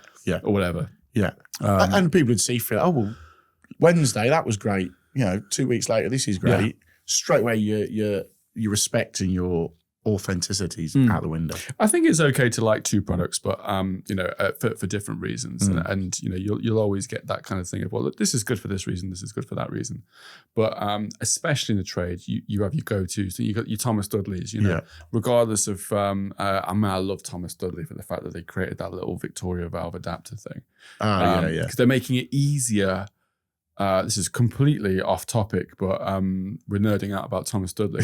The fact that they're making it easier for you to be loyal to Thomas Dudley by giving you adapters to competitor brands. Yeah, to make you fit Thomas Dudley. So good. Yeah. They're so clever. And it's just so quick. And and it's exciting when I can talk about it now because obviously it's out, but when we seen the very first prototypes of that and signed NDAs on it, and we were like, wow. How are you getting away with it? Was my first question. Yeah. How are you not getting lawsuits left, right, and center? But without going, I don't know. It's because they're non-specific. Is that what it is? Yeah, you know more about that. I just looked at it and went, that's fucking amazing. It can from what I gather, don't quote me on this, legal people, it's an adapter for multiple different things, so it's fine. Other leading brands. Generic. That's whatevers. It. Yeah. No, do you know what? And that's what I've learned as well, doing what I do. You've got to be so careful. You've got to be so careful in some things you say. Mm-hmm. Like when we was out there in your sort of studio and that, there's products that I didn't stand next to because I knew that photos of me might be taken. I didn't notice that. Yeah, no, but you wouldn't have noticed that. But I've gone, I don't want to stand near that in case, not that it would ever be an issue, but in case of a photo goes out on your site of me stood next to that, it could be misconstrued. Yeah. Even to the point of we were filming at Installer Show. I was roving like Annika Rice. I was running around with the Trade Legends podcast. I've seen you when we was doing some bits. It was great. And I loved that day. It was brilliant. We was running around doing some bits, and I followed a guy to try and have a chat with him about just a giveaway. Mate, do you want a free t-shirt or whatever? And he was trying to get away from me. He didn't want to speak on camera or whatever. And he ran onto a stand of a competitor of a company that I work with. It's like base. Yeah, it was like, base. Obviously, he didn't know that, but I chased him. And I've seen him going, I've turned to Jack on the camera going, I can't go on there. Yeah. Or if I go on there, you can't film me on there. So I've literally stood off it and I've gone, mate, he didn't want to talk. I've gone, mate, come here. And he's like, no. And I went, mate, please just come here. And we've come up, I've managed to get him off round the corner where this other brand isn't in shot. And we had a really good chat, a really good fun giveaway, great bits of camera. But that's where other people may not be bothered. They'd run onto whatever stand or have a picture with that in the background. Or I'm just very conscious. I massively appreciate companies that work with me, that pay me to work with them, that take the time out to allow me to work with them. So I don't want to disrespect them in any way, shape or form. No, you just got to use your best judgment on that. I think it's okay to speak to these people. Like, it's one of the things that I say regularly is like, I'll make connections with my clients' competitors all the time. Yeah.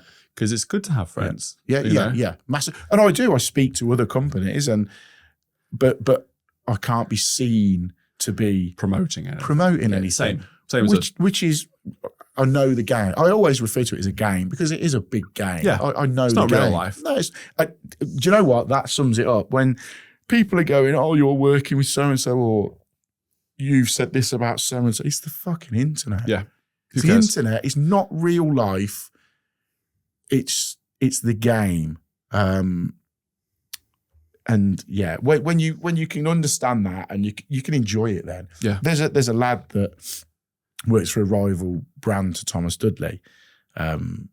He's a great lad, lad called Stan, absolute guy. We have a load of banter to and from. He works with a rival plumbing valve company, and we just take the piss out of each other because Do you know what I put it down to? And I've said brands should do this more, is the Aldi Lidl thing. Have fun with on it. Twitter. Yeah. How cool is that? Yeah. It builds both the brands. Yeah. It was over the Caterpillar, wasn't it? The Caterpillar cake. Yeah, something like that. They've done loads of stuff like that, haven't they? Yeah. But them two massive rival companies, but now they're just working together, taking the piss out of each other. Collaborating without collaborating. And it just works. I love that. And I do feel like when we moved into construction as an agency, I don't know, 5 years ago or something, like was some of the first stuff that we shot for the construction industry, brackets. Yeah. Very, very sexy. I thought you meant in brackets. No, actual physical brackets. I mean, we still shoot brackets on the regular. What a shoot. If you ever see our imagery of brackets, it'll blow your fucking mind. Honestly, I love a good bracket shot. You've never seen bracket shot like this. # bracket shot. Not just any old bracket, facade brackets as well. The ones that you will literally never Stop see. it. But they got the little thermal isolators. They're beautiful. So anyway, I was really surprised when I started working more with these brands, as in like getting more in depth with the owners and the marketers and all these kinds of things. How petty and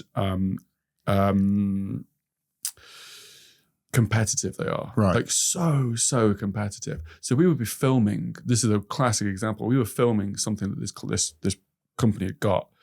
Brand new product. It was a thing that cut insulation boards. Okay.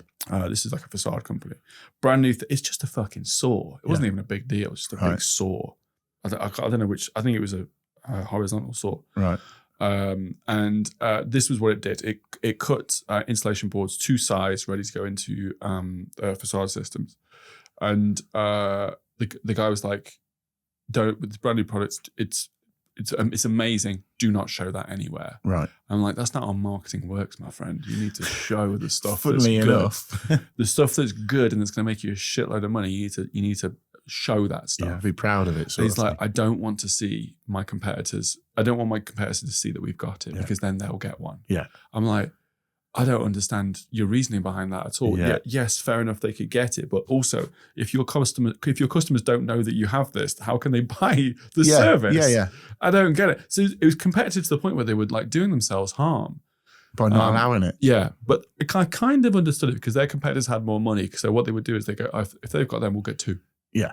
We'll get 3. And we'll get the better ones. We'll buy all this stuff so they can't. Yeah. Ours will be faster than we've got a one-upman. But it was, I've always been surprised. Whereas the creative industries, apart from a few, there's some knobs. Like there'll be an agency that rocks up next door to us that does exactly the same thing that we do to exactly the same clientele. We'll be busy mates with them forever. Right. And we'll be putting work each other's way and stuff like that. But as a rule, that's how the creative industry is because there's enough work to go around. There's enough customers to go around. I kind of understand it for the construction industry, but also at the same time, I don't like it. I don't like how competitive brands are. Who's a brand that you think are doing marketing well that isn't a brand that you work with currently? Who's a brand that I think is doing really good marketing, but I'm not, what with the intention of me working with them or just in general? No, just like stuff you sort of think, do you know what? They've got it. Well done, guys. They're doing a good job.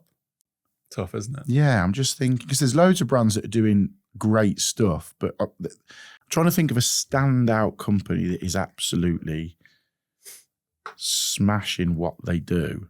See, this is my problem with this question. I have a think while I'm saying this, but I don't think there's that many. No. I don't think there's that many brands that... They're all doing stuff well, but there's not one spearheading a movement. Yeah.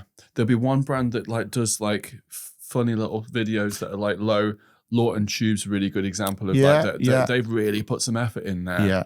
And that they've actually like for a copper company for the most part, I don't really know loads about Lawton Tubes. That's enough for them. They don't need mega marketing. No, Rob's a great guy, and really him cool. and what Pete have done, they've got the eyes on, because like you say, it's just a company that supplies copper. Yeah, but they've made it cool. Rob's putting effort in. the installer show stuff. And again, they had the boys from the office. So cool. At installer show. Brilliant. So again, that's Pete. Pete's quite a creative guy. And I get on really well with Pete, contrary to what a lot of people think. I get on really well with Pete. And he brought the guys from the office in, the what do you call them? Lookalikes. Lookalikes. Yeah. Lookalikes from the office. And the guys were brilliant. But they brought them to the installer show, and there's a buzz around that stand. And Rob's a great guy. Yeah, look what Rob's doing and Pete's doing with Lawton is very, very good. Mm-hmm. But as a standout company, I can't think of one. So yeah, this is my view of the landscape of brands in the construction industry. There's not anybody that's doing anything what I consider to be really, really well. I hate to use the word, the game changing. Yeah. Marketing side. They're all having and this is kind of my view is they're all a bit behind the sort of more the modern sort of marketing methods and the stuff that's working currently, especially when it comes to social media. There'll be some brands out there that do incredible email campaigns. They've got loads of great print advertising and stuff like that. Great. It's not my area, so I can't judge that. But there's so much more up for grabs in the construction industry for influencers, for agencies, for marketers to make a huge difference. And the trajectory is like that because people are picking it up. But so the reason why I said a brand that you don't work with, because one that is doing it really well is Unilight. Yeah.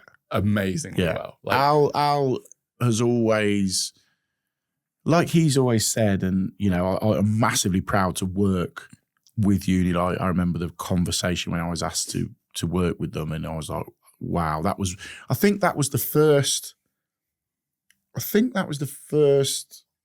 paid sponsorship deal I got, because Al wanted to sponsor my Unilight channel and sponsor and have me as an ambassador. Your YouTube channel, did you mean? What did I say? Have you got a Unilight? You said my Unilight channel. Oh, so my YouTube channel. Sorry. Yes. Yeah. So Unilight wanted to sponsor my YouTube channel and wanted to have me as a brand ambassador.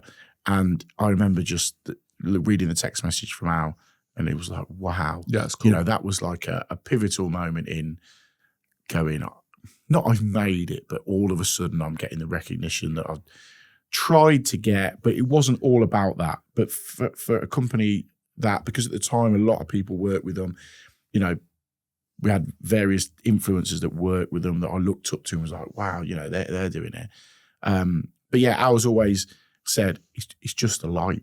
You've got to try and make that light cool. And the way he's worked it and got it out there, everyone wants it. Everyone wants to have one. Everyone takes pictures when they have them, and that then creates the whole content buzz around it. So yeah, I like them because they mix, and I am biased to this because this is kind of the method that I would use. He's mixing creative visual campaigns, great social media content, and boots on the ground content creators. Yeah, and there's a nice balance between them. A bit of everything. Yeah, and also he's trying stuff. Yeah, trying new stuff. You know, and I think that's. And what he does as well is I've got 3 lights in my van that I've been field testing now for 6 months and constantly feeding back to them. Does that work? Is that magnet powerful enough to do that? Is that light bright enough? Is the battery charging long? And that's what he does. And that's why I like the fact that they're field tested. He might have invested 100 grand into tooling or whatever for that light. Yeah. And between the 6 of us or 7 of us that work with him as ambassadors and work with the company, if we turn around and go, oh shit, it don't work, he would listen. Yeah. He wouldn't just throw it out for the sake of it. No. And again, it's a massive proud moment on reflection of that a company respects and takes in what you're saying to them. Because it's just a light, but every tradesperson uses a light. Yeah.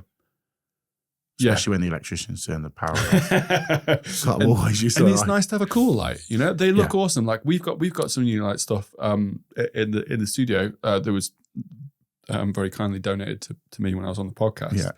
But I've been obsessed with their products for ages, and they just look cool. Visually, looks they're cool. They're so cool. Just really nice to have hanging around. And I think we used them on a shoot the other day. Yeah. Like as actual light for like moving around a product and stuff like that.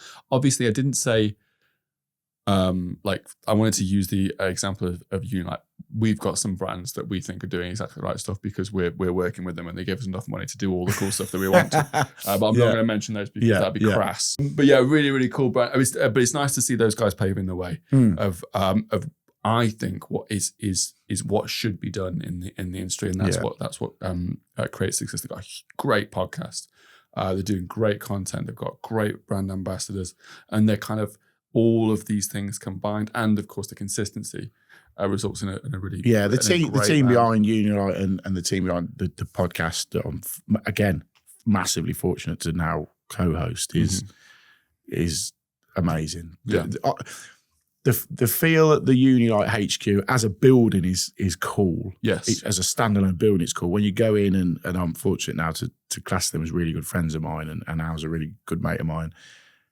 You just part of the team. I can walk in and if I've got editing to do on a video or stuff, I can go in and sit down and work from there. I'm now fortunate to be able to go, I want so-and-so on the podcast. Yeah. You know, I want to get that person on, or get Dan on again. Give him some airtime. No, we won't even get the numbers up. We'll get Dan on.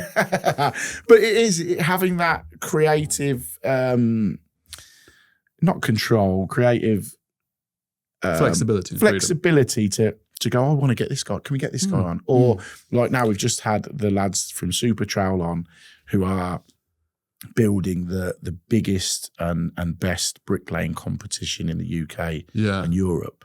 The podcast went out last night.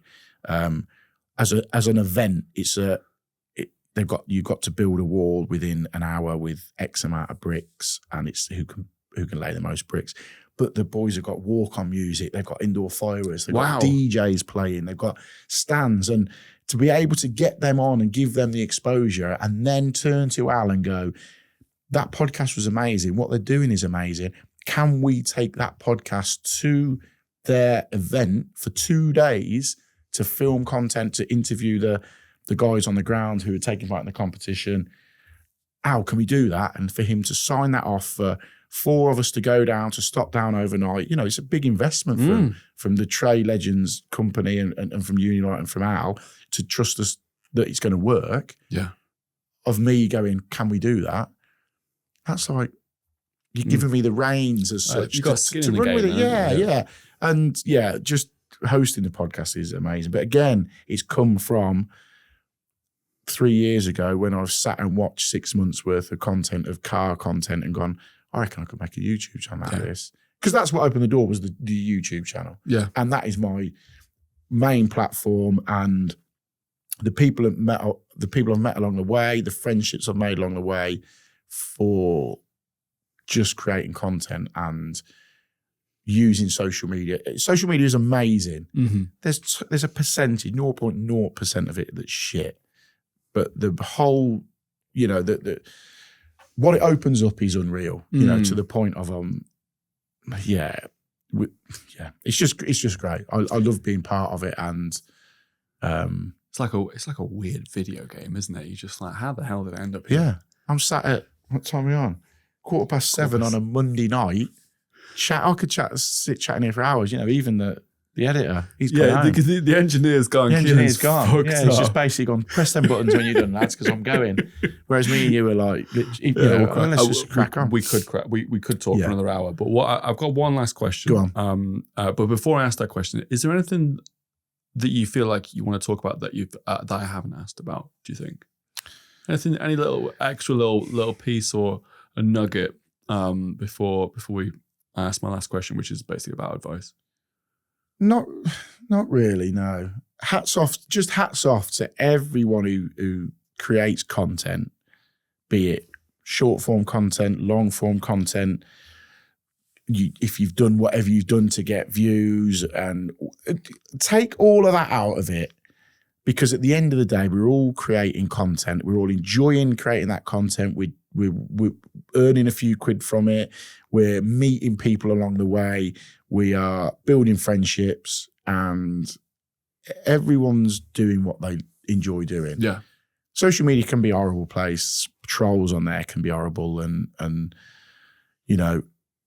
we've all had it. We've all had it, and if it hasn't affected you in any way, then I think you're probably lying, because I've had a comment before that's sort of stuck in my head and rattled around for a few days, and it does play on you. But as a whole, everyone who makes content, hats off to you. Keep doing it. It's amazing. Everyone who's thinking of doing it, do it. Give it a go. Everyone says, I don't like my voice on camera. I don't like talking to myself. It's weird. It's strange to start with, but I find it quite therapeutic sitting and editing an hour's worth of footage. I was editing a video this morning in fact, it went out 6 o'clock tonight. What time are we on? 7:15. 7:15. So I had a video drop at 6 o'clock tonight, completely forgot until now. So what I tend to do is if a video goes out on YouTube, it's gone out on a Monday night tonight because last night was the football. Again, you've got to look at the way the content is. Yeah. And if there's a major event going on, if it's a bank holiday Monday, don't put content out on a Sunday. No. I don't want to watch it. No. So like last night, England were playing. So I didn't put last night's content out, put it out tonight. Yeah, that would be... Yeah, because no one will watch it. No. So it's gone out tonight. And what I usually do for the first hour, I'll sit there and reply to everyone that messages, and there'll be people on there.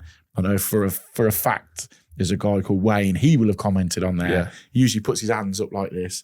I sit there for an hour and reply back to it, because giving back to those people that invested in the content I make is quite interesting, and never take that for granted. Always sort of, interact with them. They're the people that have got you to where you are. So always have a chat with them and, take time to reply to them, their comments and their messages and that. But Thrown on my engagement. You didn't need it, mate. 108. It's got like a ton of likes and comments already. Perfect. There you go then. Done really, really well. Massive. The network of creators and tradespeople on social media is insane, and what a lovely place to be for everybody involved. Not just the creators, but the brands, the agencies, and all that kind of good stuff. If you were to give any advice to somebody, literally grassroots, they're like, right, I've got a trade, I'm having a good time, I like the idea of creating some sort of content platform for what I want to do, whatever that is. What would be your first, most valuable piece of advice you could give?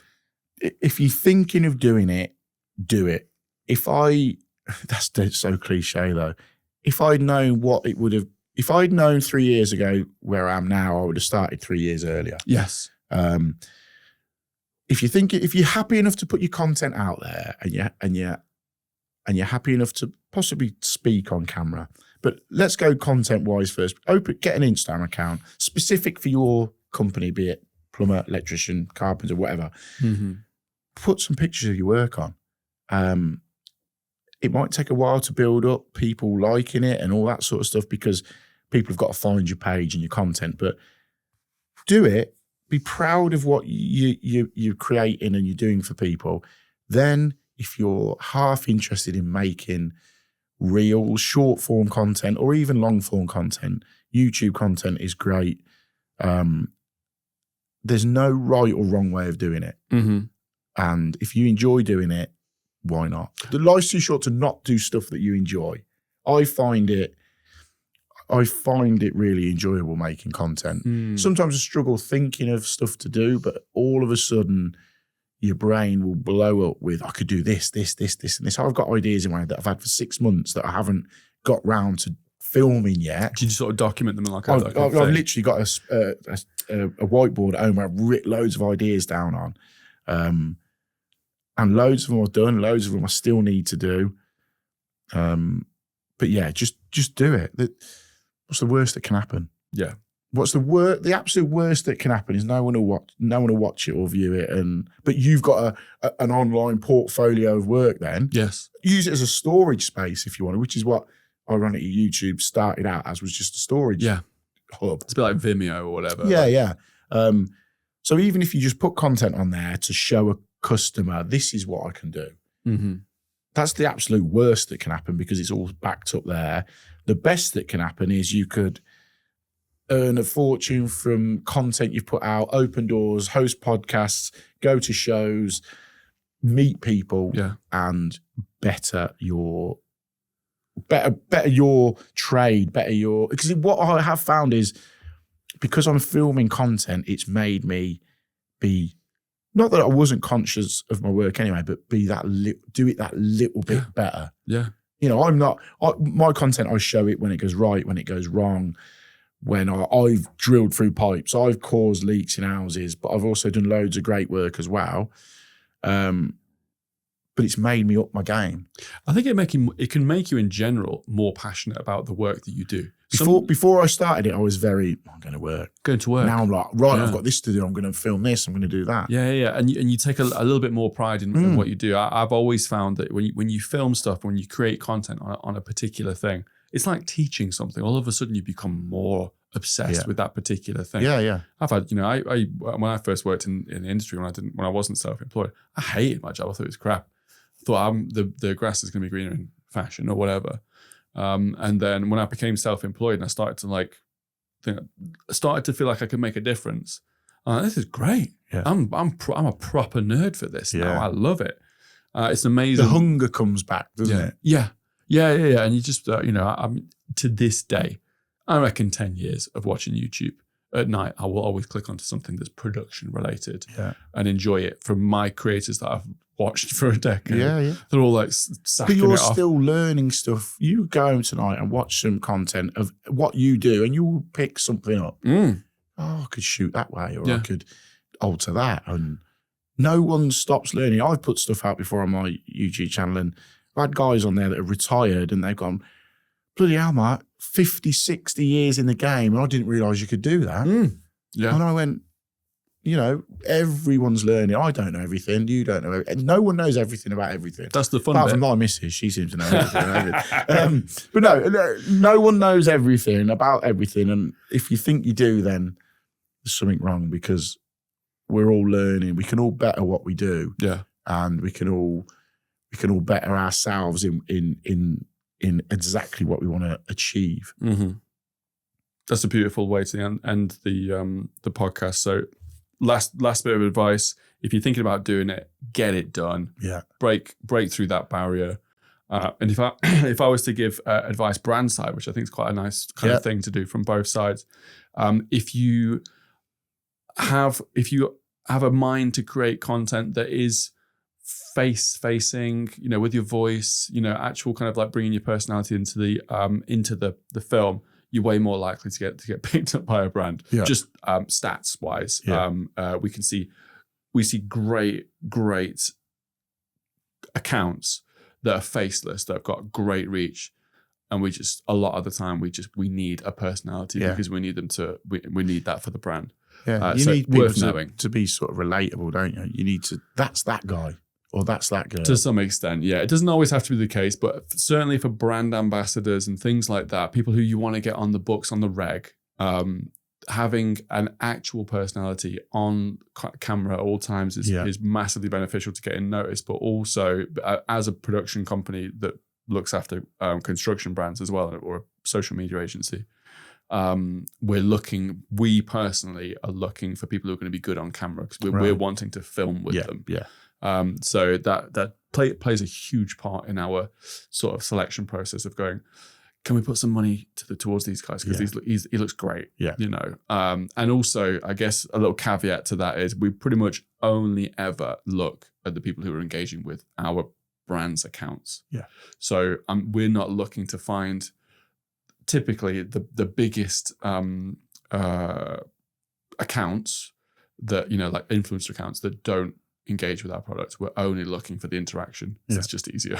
Yeah, I don't want to have to look. I'm literally going. We're doing enough work anyway. We're looking at the DMs, going, "Yeah, they look all right." Yeah. Thanks for tagging, mate. Thank you so much. I really enjoyed that, mate. And I hope it's just given people a bit of an overview on what the ins and outs and the bits of social media that a lot of people don't like talking about. Yes. And I haven't gone to upset anyone or thrown anyone under the bus or anything like that, but I'll just say it as it is. And your experience of it, and my experience of it. I don't know everything about it. What I've said is my view, and I could stand behind that, what I've said. Yeah. Someone, I'm sure. Don't backtrack now, Mark. I'm sure someone in the comments will go, he's full of shit, he doesn't know what he's on about. Works for me, Dan. This is the beautiful thing. It's your flavour of social media. We'll get, and we have got other people coming on that have got a very different flavour of social media. Yeah. And it's working for them. Yeah. Great. Yeah. And then some of them, like you just sort of think, what a massive sellout. Let's get him on. yeah. Mate, can't knock a sell out. Get him on. Mate, thank you so much. It's been an absolute that, pleasure.